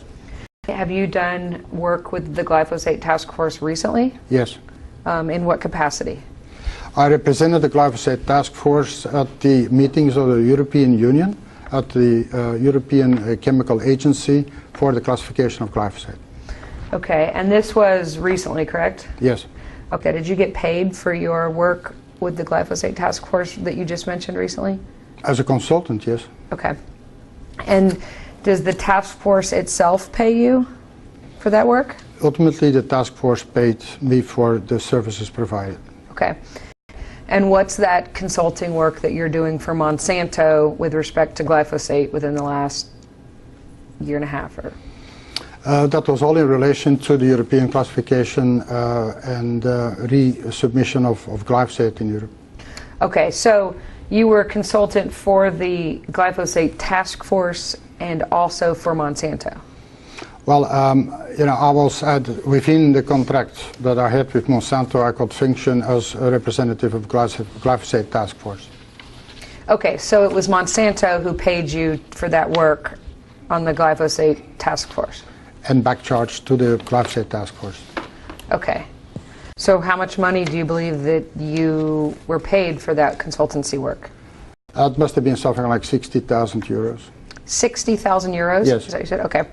And that was over a period of, you said, since last summer, and right now it's? 8 months, something. 8 months, okay. 8, 9 months. And does your consultancy agreement state that you cannot work for Monsanto competitors? No. No. There's no clause that says you can only consult for Monsanto? There is no exclusivity clause. We have talked throughout the day about reports that Dr. Perry has written, correct? Yes. And each of those reports had certain analyses or evaluations or conclusions contained within them, correct? Yes. Did Dr. Perry ever write to you a retraction of those conclusions, evaluations, or analyses? I don't recall that. Did Dr. Perry ever write a version of a report where his evaluations or conclusions were inconsistent with the ones, the evaluations and conclusions we looked at today? I don't recall such a report. Did you ever receive any written confirmation from Dr. Perry that Monsanto has satisfied the questions that he posed that we went over today? That was written in a meeting report that was sent out by Richard Garnett. Okay, so I'm wondering, is there any written confirmation from Dr. Perry that his questions have been answered in any way? The conclusions that were written down by the conclusions of the meeting that were written down by Richard Garnett are the conclusions that we reached together with Dr. Perry in his meeting, and were genuinely reflecting the conclusions that we all together reached at that meeting. Okay.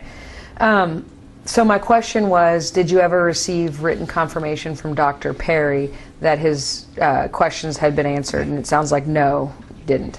No, it didn't, but I had continued relationship with Dr. Perry afterwards as well. Sure, but you never received written confirmation from him, correct? Not that I recall. Okay, and this is what we're going to label Exhibit 12. So this appears to be a PowerPoint that you've created. Do you remember this PowerPoint? I recall the images when I see them now, yes. So do you remember making this PowerPoint? Yes, I remember them. Okay. Some of the pictures, yes. All right, and so when you made this, you were not an employee of Monsanto, correct? I was an employee of Monsanto at the time when I made this presentation. Oh, you were? Okay, so you made this presentation before 2003? Yes. Okay.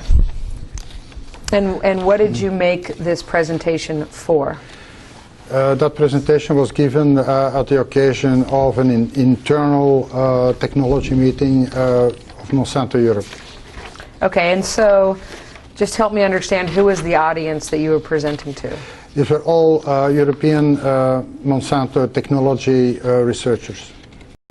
And do you remember why you gave this presentation?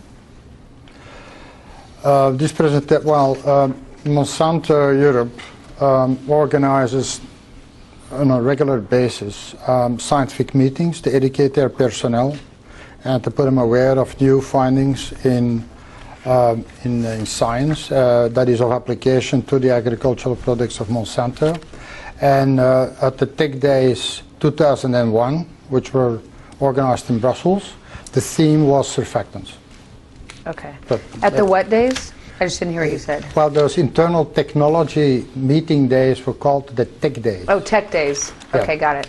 Mm. So Tech Days 2001 was in Brussels, and the theme was surfactants. Yes. And this was your presentation at that. You remember that? Right. Okay. And so you put this data together at that point, right? Right. Okay. And this isn't a PowerPoint someone else made and gave to you, correct? No, this is my PowerPoint. You made it. This is your thoughts? Yes. Okay. So unfortunately there aren't names or page numbers on it, but I'll kind of guide you by picture, okay? Okay.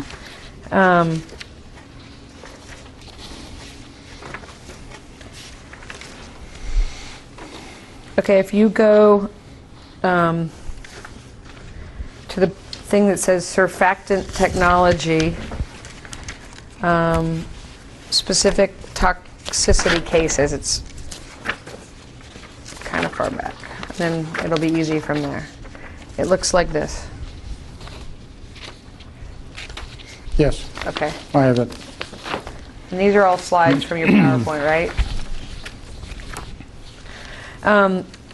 So it looks like you were educating your audience about the toxicology of surfactants, right? Yes. In doing so, you noted the Peluso case, right? Yes. The results of our additional research were available at that time, and one of the initiatives was actually to inform technology personnel in Monsanto about the results, and also at the same time in parallel we were preparing the poster for the Society of Toxicology meeting in San Francisco. My question was, in educating these folks, you noted the Peluso case, right? Yes. Okay.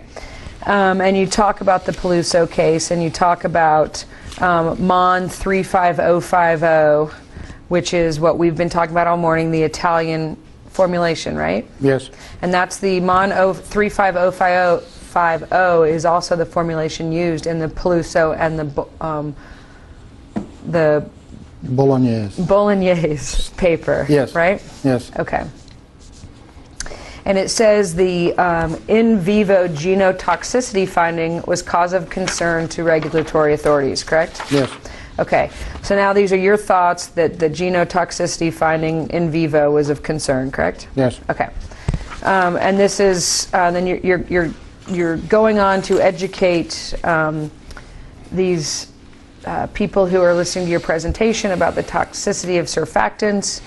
And you said to better understand the significance, Monsanto undertook research to examine the role of intraperitoneal versus oral, DMSO olive oil versus saline, and then the Italian formulation with and without glyphosate, right? Yes, exactly. So I just want to make sure that I understand what additional research Monsanto undertook. Was that the 2008 article that we've been talking about? Yes. And was there any other research Monsanto undertook?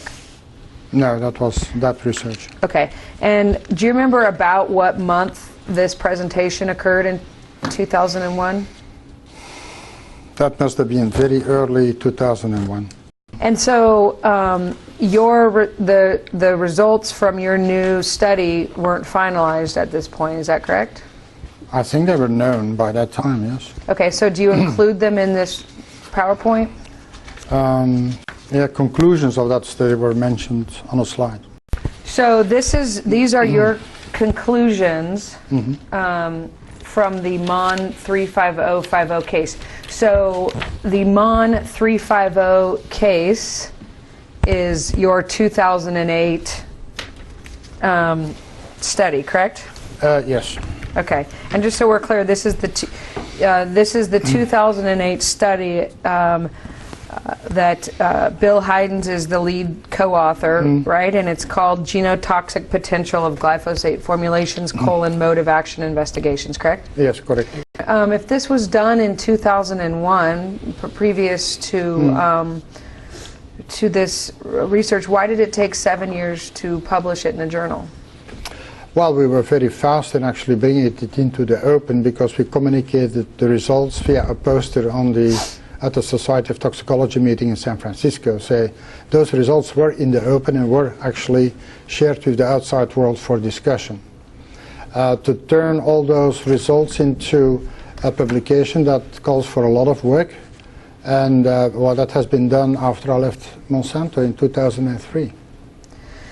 So when you left Monsanto in 2003, the results of this MON 3505 case study were not published, correct? They were already put into the open via a poster presentation. Okay, and so this MON 35050 case study, when you left Monsanto in 2013, was not published in a journal, correct? That is correct, yes. Well, I will ask one question about your study, that is the 2008 study. Was that a risk assessment? It was meant to be a mechanistic study, you may say so. So was that a risk assessment? No. Okay. You are a toxicologist, correct, sir? Yes, sir. Would you please tell the jury what a toxicologist is? A toxicologist is a scientist who studies the effects of chemical substances on the health of animals and men. And you have a PhD in toxicology? Yes. Did you start your career as what is called a forensic toxicologist? Yes, I did. Would you please explain to the jury what a forensic toxicologist is? A forensic toxicologist is a scientist who actually designs and applies methods of analysis to determine the concentration of toxic substances in body fluids and tissues of people and of victims in order to establish a causal relationship between a crime and, for example, the death of the victim. Okay, and that was a little bit of a technical explanation. You're one of the scientists that works for police departments or detectives, yes, to investigate poisons and other substances that might have hurt someone in a crime. Yes. Is that a good explanation? That's a good explanation, yes. Did you do a residency with Scotland Yard in England? Yes, I did. And tell us in a sentence or two what you did there. During my residency at Scotland Yard, which is the Metropolitan Police Laboratories in London, I spent time in acquiring knowledge and refining my knowledge in terms of the analysis of toxic substances in body fluids and tissues.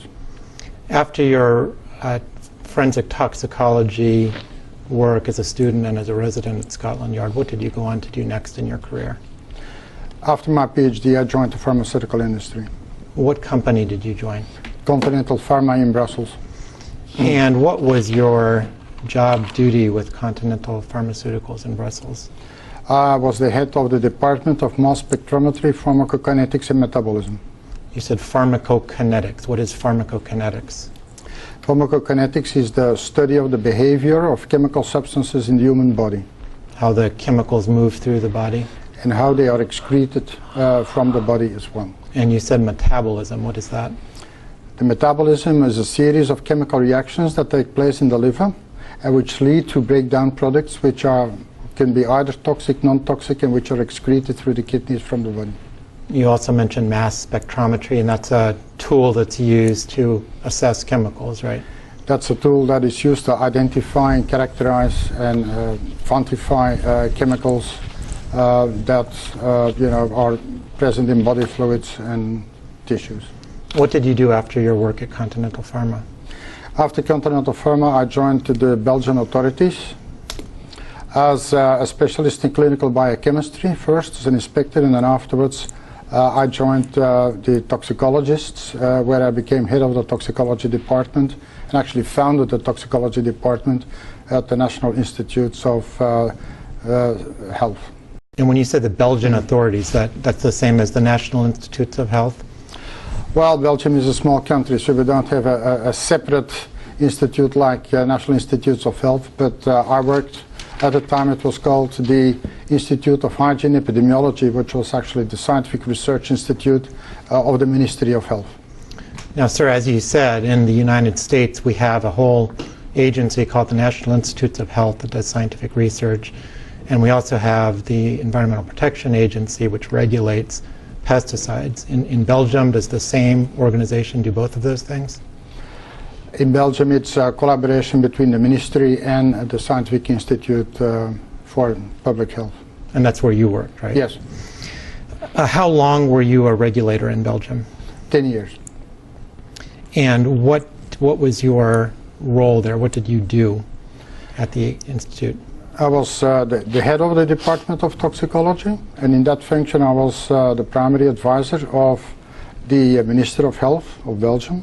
But at the same time I had to represent my country at the meetings of the European Union, the Commission of the European Union, at OECD, and at other international meetings like, for example, IPCS. Were you involved in inspections of companies and approval of their products? That was also... Or disapproval of their products? Yes, it was indeed the case.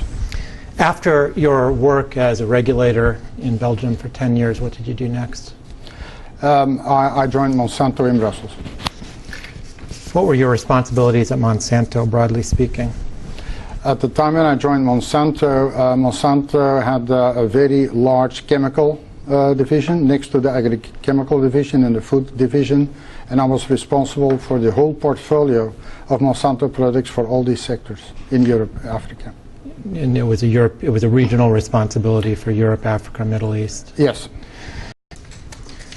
Now, over your 45-year career as a toxicologist, how many different substances have you worked with, toxicologically speaking? I've seen the toxicology profiles of at least 1,000 products.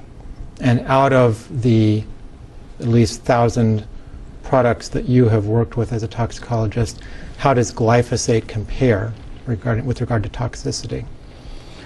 Of all the compounds I assessed during my whole career, glyphosate is certainly one of the least toxic I've ever seen. Now, what do toxicologists call the body of studies, the group of studies and scientific data regarding a particular substance like glyphosate? As a toxicology dossier. Okay, so the dossier. How large is the toxicology dossier on glyphosate? The toxicology dossier of glyphosate is actually the largest I've ever seen in my whole career. Now, when glyphosate is used, of course, to kill weeds, right? Yes. How does it do that? What does it do to weeds that makes them die? It inhibits specifically an enzyme that is responsible for the production of an amino acid, which is very essential for the survival of the plant. When that enzyme is blocked, then the plant actually starves to death. The enzyme that glyphosate blocks in plants, does that exist in humans? No, it does not exist in humans and does not exist in all mammals. Is it possible for glyphosate to harm humans or cats and dogs and cows and other mammals through the same way that it harms weeds? No, that's not possible. I want to talk for a minute about the issue of exposure. Would you please explain to the jury why toxicologists care about exposure? Actually, the compound is toxic when the dose is high enough to exert a toxic action. So there are chemicals with a low potential of toxicity and a high potential of toxicity. The chemicals with a low potential of toxicity need much higher doses to cause illness in man, whereas that chemicals with a high potential for toxicity only lead very lower doses and even very minor doses to cause illness in man. In the real world, what is the level of exposure that humans have to glyphosate? The level of exposure is very low, and that has been demonstrated in the farm family study, where glyphosate exposure in farmers has been monitored by analyzing glyphosate in urine. And from that project, which has been carried out on at least 50, something like 50 farmers and their families, we could assess that the quantity that has been absorbed after 1 day of using glyphosate and applying glyphosate on surfaces as high 400 acres per day, that the quantity that is absorbed that day is actually about even more than 10 million times lower than the quantities that in 1 day we had to use in animals in order to assess possible carcinogenicity. Now, you said that Monsanto, we've just been talking about long-term carcinogenicity studies, cancer studies of glyphosate, right, not of Roundup. Has Monsanto done long-term carcinogenicity studies of Roundup? These type of studies were not carried out because they are scientifically of no added value, for a very simple reason. If you administer Roundup to experimental animals for their lifetime, they actually will die from the surfactant before they ever have the occasion to develop cancer. Surfactants are in dishwashing liquid. Yes. They're in bar soap. Yes. They're in shampoo. Yes. They're in substances that we use to spray on the walls of our house to clean it. Yes. And what happens to an animal or a person if they consume surfactants at the levels that you would have to give in a long-term carcinogenicity study? Surfactants have the characteristic to be irritated to mucous membranes.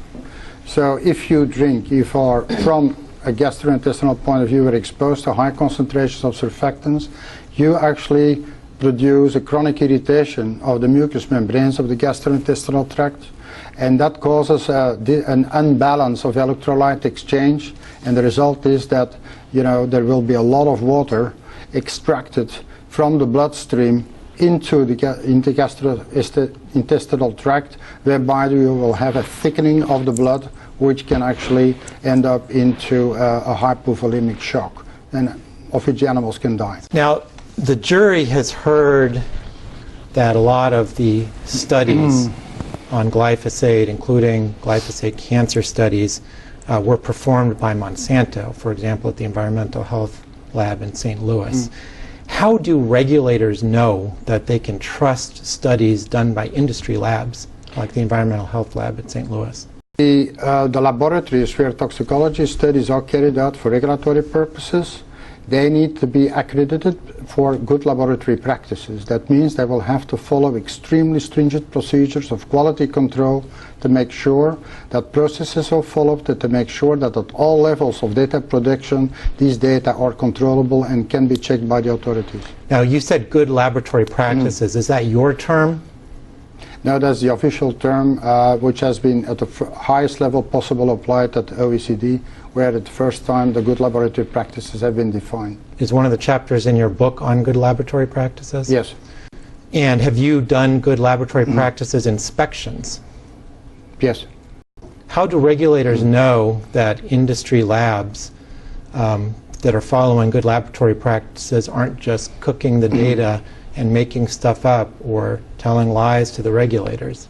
The regulatory authorities organize on a regular basis inspections, and also when the study reports are submitted to the regulatory authorities, they should contain all the inspection reports of the internal quality assurance unit of the laboratory, which is an independent unit in the laboratory, reporting to a completely independent management from the laboratory and making sure that all the procedures in place and that all the inspections are documented. How do we know that the people who are watching the scientists and watching the procedures are following the rules? That is the quality assurance unit within a toxicology laboratory reporting to outside the toxicology laboratory needs to actually accept on a regular basis inspections from the authorities, and when the inspection reports are acceptable, they acquire what is called a GLP accreditation. And they need to have the GLP accreditation and regular renewals of that in order to stay in function. And when a laboratory has a quality assurance unit or in its whole no accreditation, this laboratory has no possibility to submit its test results to the authorities. They will be refused. And the regulators also come in and perform inspections of the lab and the independent auditing unit for the lab as well, right? Yes, on a regular basis. I'd like to turn to the issue of Dr. Perry. When you reached out to Dr. Perry in 1999, you sent him 4 of the studies that existed at the time on the subject of genotoxicity, correct? Yes. And there were other studies that you didn't send him at the time, right? Well, there were the studies, the regulatory studies, which have been produced by Monsanto. They were not sent in the first place to Dr. Perry for evaluation, because they've been evaluated by the authorities, and who came to the conclusion that glyphosate was not genotoxic. And when he did his initial evaluation, as you testified earlier, he hadn't yet looked at the Monsanto studies and the regular. And what I'm putting up on the screen is from Exhibit 4, Bates number ending 103. And during Ms. Wagstaff's examination, she highlighted and asked you about the first sentence in that first full paragraph on the page, sir, saying the overall data. Yes, I'm there. The overall data provided by the 4 publications provide evidence to support a model that glyphosate is capable of producing genotoxicity both in vivo and in vitro by a mechanism based upon the production of oxidative damage. And you talked about that earlier. I'd like to go on and talk about the rest of that paragraph right now, sir. It says, if confirmed, such a mechanism of genetic damage would be expected to be produced at high concentrations of the herbicide and would be relevant only when the antioxidant protective mechanisms of the cell are overwhelmed. Did I read that right? Hypothesis. But what I'd like you to do now is explain to the jury what is meant by you would expect if there is such a mechanism, if such a mechanism exists and such a mechanism is confirmed, then it would be expected to be produced at high concentrations and would be relevant only when the antioxidant protective mechanisms of the cell are overwhelmed. Yes. That's a dose statement, correct? Yes, correct. Could you explain what he means by the antioxidant protective mechanisms of the cell being overwhelmed? The cell disposes of a whole series of molecules which are of a kind to neutralize free oxygen radicals. One of those molecules is, for example, glutathione, and that is actually a mechanism of the cell to protect itself against oxidative damage. Now, you can be exposed to a chemical producing oxidative free radicals, but as long as those free radicals, oxygen-free radicals, are neutralized by these molecules, nothing is happening because the cell is fully protected. So only when the stock of those protective molecules is consumed, then there will be free oxygen radicals that will not anymore be neutralized, and they start actually reacting with constituents of the cell of which DNA. So you can have a different outcome with regard to what happens with oxidative damage at low doses versus very high concentrated doses. Is that right? That is right, sir. Is that what you found when you actually did studies of animals and gave them very high doses orally and intraperitoneally? Yes.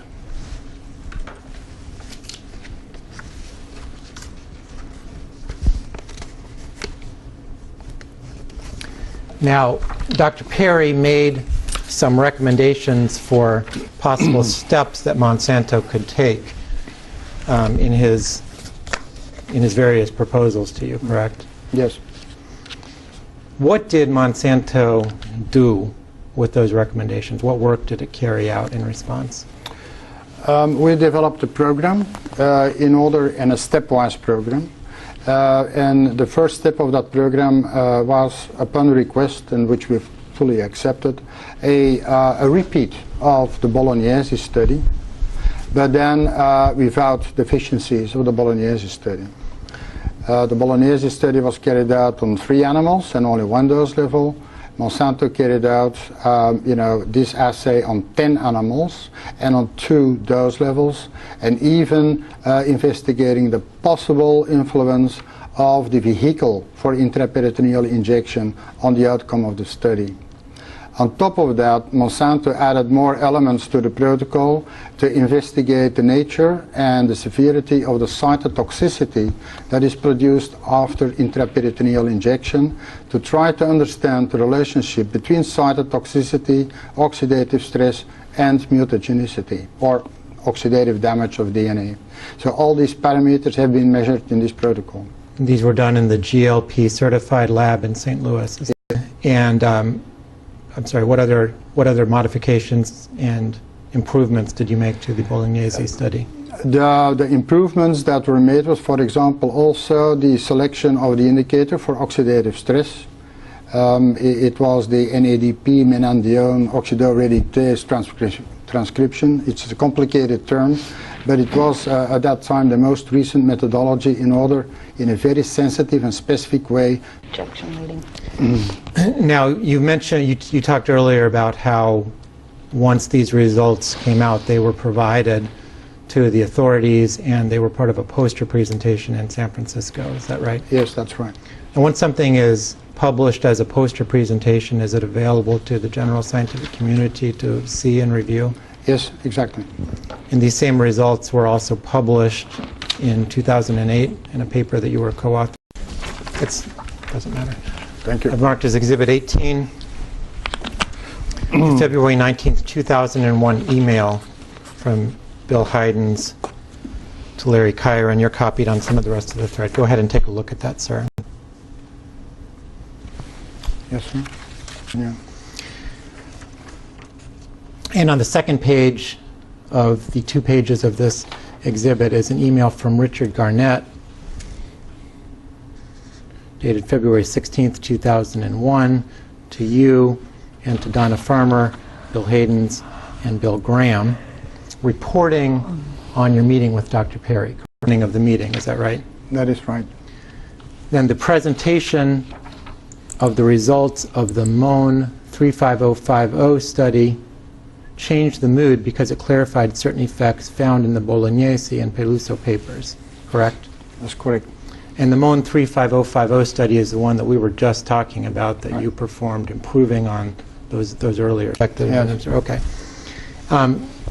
Since I'm reading again from Exhibit 18. Since our previous discussions with him, Professor Perry had begun to comprehend the complexity and range of glyphosate formulations. We clarified this by reviewing the brands, formulations, and surfactants used in Europe and the rest of the world, then reviewed the mutagenicity studies available for the surfactants used in glyphosate formulations. We demonstrated with work undertaken since the previous discussion that structurally related surfactants at their means do not directly cause genotoxicity. And that was an accurate description of the meeting, correct? Yeah, yes.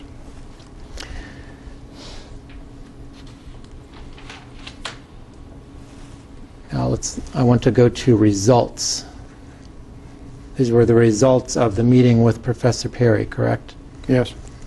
Acceptance that glyphosate is not genotoxic, and that is acceptance by whom, sir? By Professor Perry.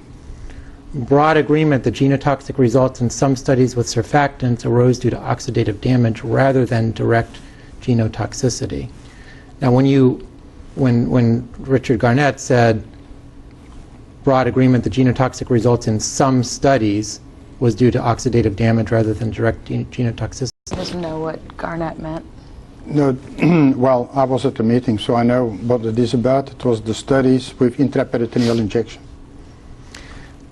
Recognition of the difference of toxicity between the intraperitoneal and oral routes, and you've just been explaining that to us, right? The difference between the injection into the belly and drinking. Drinking, yes. Drinking. And that only oral, dermal, and inhalation route are taken into consideration for classification in the EU, correct? Yes. And why is it that only oral, dermal, and inhalation routes are taken into consideration for classification of substances, of the toxicity of substances in the EU? Well, these are the only acceptable routes of exposure, when people get into contact with hazardous chemicals. And is it because humans don't get chemicals injected directly into their belly? Of course. Acceptance of the low quality of the how do you pronounce that, sir? Leoi. Acceptance of the low. Who was it that was accepting the low quality of the Leoi study? Professor Perry. Professor Perry accepted the argument that no repeat dose study should be necessary on the basis of the NTP data, correct? Yes. And he accepted that you, as industry, you couldn't test other people's surfactants, right? Yes. You explained that to him. Right. And Dr. Perry no longer requested any studies on the final formulation, is that right? Check the Yes. form. So did the result of this meeting that you attended with Professor Perry and Richard Garnett, did Professor Perry change his view of what he thought Monsanto should do next? Yes, but he asked for one additional study. And that was, show us where that is on this page, please. That is the fourth dash. Complete the, this is under actions, complete the MON 35050 study with an intraperitoneal objection of the MON 35035 formulation minus glyphosate? Yes. Correct. And did you do that? Yes. And there was no difference. Why was it that Dr. Perry's lab didn't perform the MON 35050 study, sir? The major reason is because he runs a non-GLP accredited laboratory, and he didn't have the capability in doing histopathology studies. He didn't have the capability, why?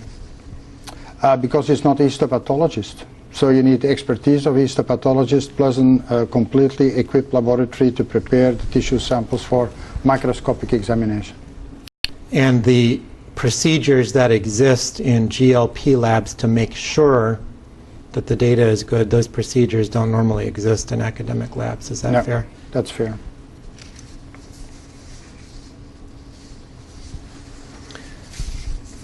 Sir, has any national or multinational regulator, like the European Union, the EPA, etc., concluded that glyphosate causes cancer based on the studies that we've been talking about today? In the European Union, the European Chemical Agency and the European Food Safety Authority reviewed all the studies on genotoxicity and carcinogenicity of glyphosate, and they came to the conclusion that glyphosate is not genotoxic and is not a carcinogen. What do they do? When a pesticide producer wants to put a pesticide into the marketplace, he has to produce a safety package, which is a whole toxicological dossier, and he has to produce that according to internationally agreed test guidelines and according to good laboratory practices. All the data that are produced in that context have to be submitted to the authorities, and the authorities actually analyze the data from scratch, and they come to their own conclusions. Do the authorities have experts in toxicology and other areas that enable them to actually evaluate the data? They have experts in toxicology, and if they do need experts that are specialized in specific sub-parts of toxicology, they have the possibility to engage in academic toxicology experts to help them in their assessments. You've just spent a significant part of the last year focusing on all of the toxicology evidence about whether glyphosate can cause cancer. Is that right? And was it just Monsanto's data and the publicly available published data that you looked at? No.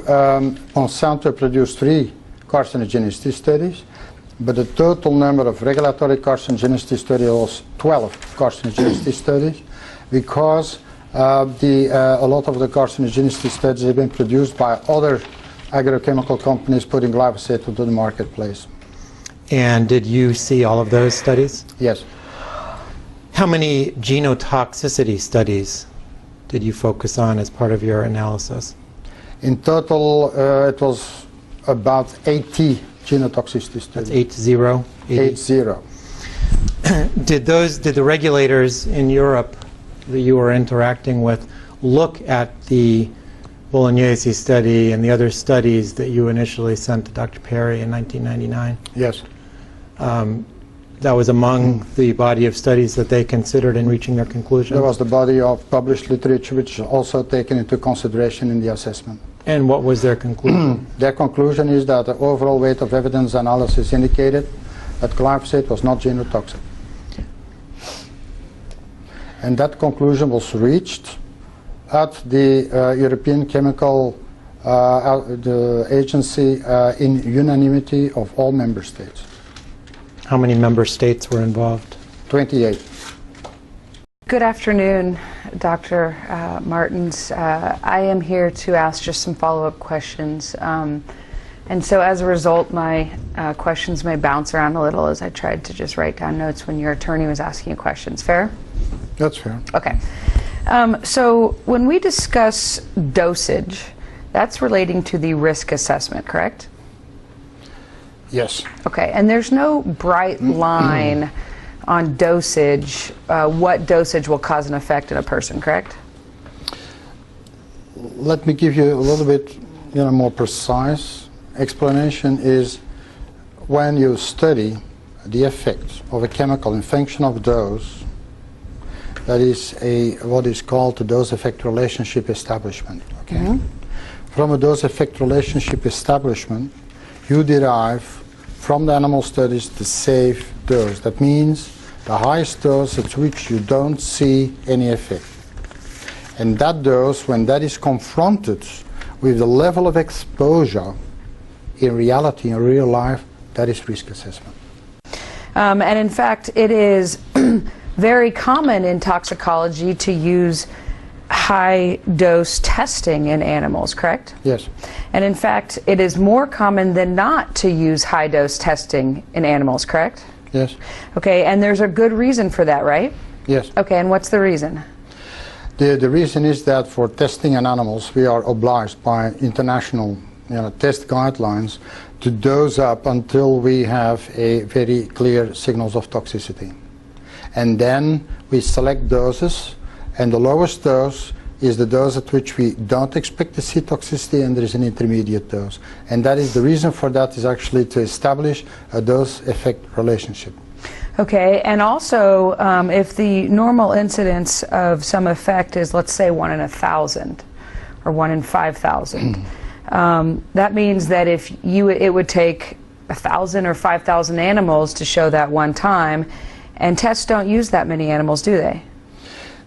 Well, there is a compromise that you will have to achieve, and the compromise for long-term carcinogenicity test is that you use 50 to 60 animals per sex per dose level. Exactly. So if you're only using 50 or 60 animals per sex per dose, you need to really use a high-dose analysis, correct? Well, you need actually to dose up to the maximum tolerated dose to make sure if the compound is carcinogenic, you won't miss it. Correct. And so when your attorney was asking you all about the dosage that was used in these studies that you analyzed, they were following standards and practices that scientists use all over the world, correct? Yes. Okay, they weren't doing anything abnormal, correct? No. They were following the same practices that scientists follow all over, that give us results that are accepted all over the world, correct? Yes, insofar they follow the international accepted test guidelines. You'll agree that animal testing is very expensive. Absolutely. Do you know the EPA's analysis or position on what a, quote, unsafe chemical is?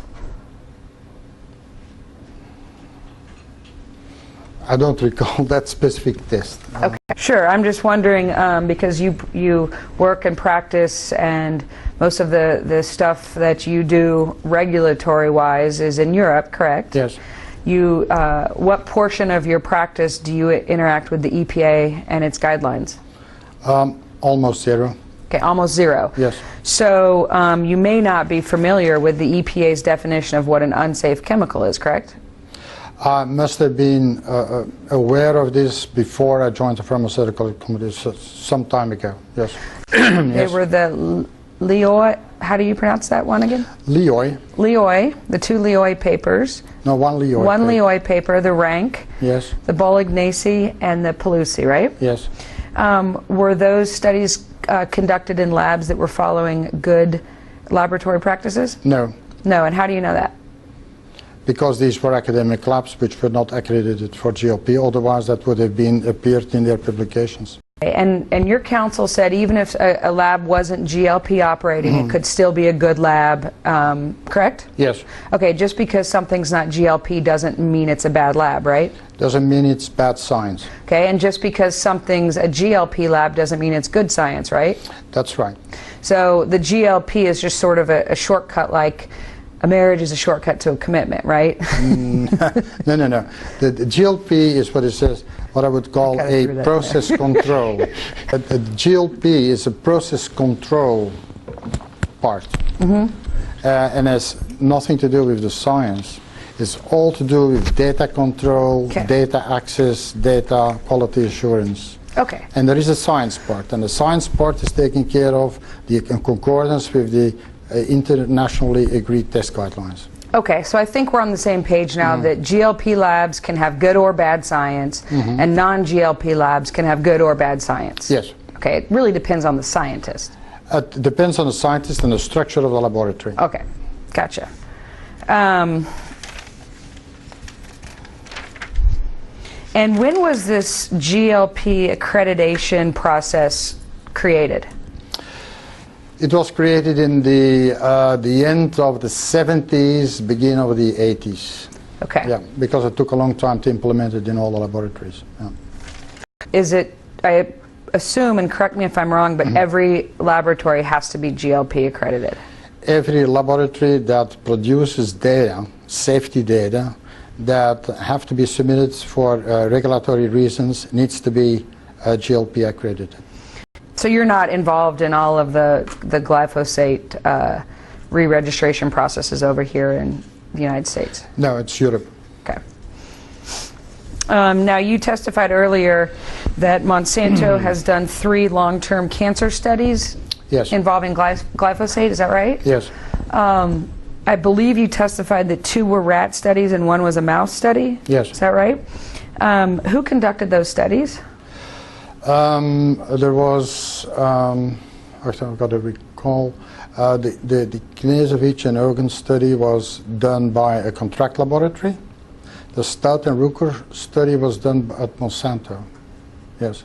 Okay, so that's 2 studies. What about the third?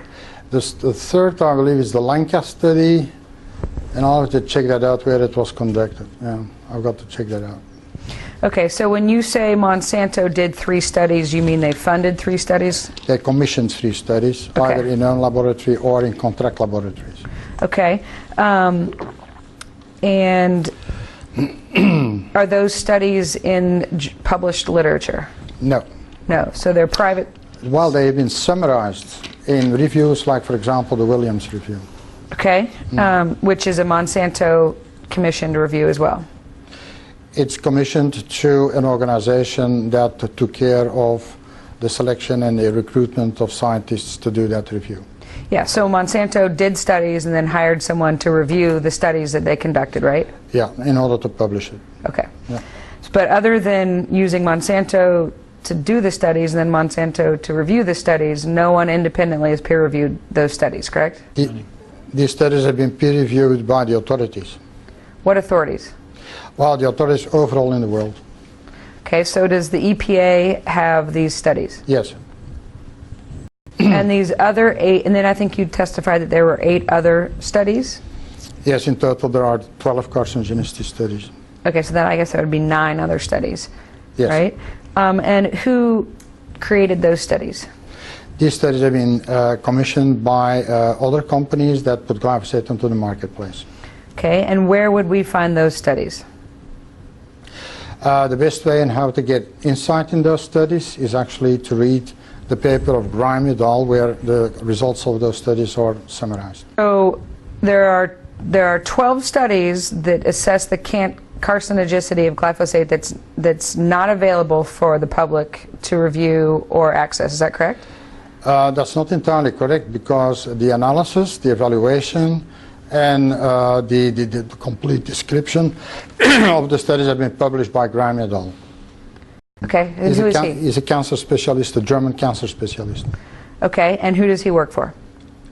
He's got, while he used to work normally for government, he was the head of the MAC Commission in Germany, who was responsible for the environmental exposure levels for carcinogens. Okay, and who paid for that study? All the companies that produced the studies contributed to this project. Okay, so the companies get together and they do these studies where no one gets the results or the data, and then they pay someone to summarize all their studies, but Yes. they don't give anyone the actual study. Is that correct? Under a confidentiality agreement, these studies must have been provided to Dr. Grime. Okay, so I could not find those studies anywhere. If you would be a toxicologist and you would be under contract with a company, then you would gain access to those studies. Okay, so I need to be employed by one of those companies and sign a confidentiality agreement to get access to these 12 cancer studies. Is that correct? Wait a minute, then you're going a little bit too fast. If you would be an independent consultant, like I am, and I have been granted access to all these studies for my work in the European Union, I signed confidentiality agreements with every one of all those committees to gain full access to these studies. Okay, and how long did you work for Monsanto? How many years? That was about 15 years. And you view yourself as an independent consultant? Yes. So the farm family exposure study that you've been talking about, who funded that study? That's a Monsanto design study. So Monsanto paid for that study to occur? And Monsanto executed the study. Okay. Yeah. So other than for Monsanto, any other company, have you ever interacted with the EPA, the United States EPA?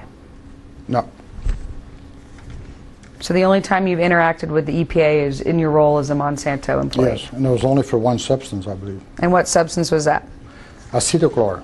You testified that in the farm family exposure, which is Monsanto's paid-for study, that only 40% did not have glyphosate in their urine. Was that your testimony? Yes. Okay. And is it your testimony as you sit here today that POEA is like soap? It's a detergent. So is it your testimony that POEA is like soap? Well, soap is a detergent. It acts like soap, and Yeah. soap is a very general name for detergent. Okay. So yes, it is your testimony that POEA is like soap. It's like soap, and Okay. the right definition is a surfactant. Okay.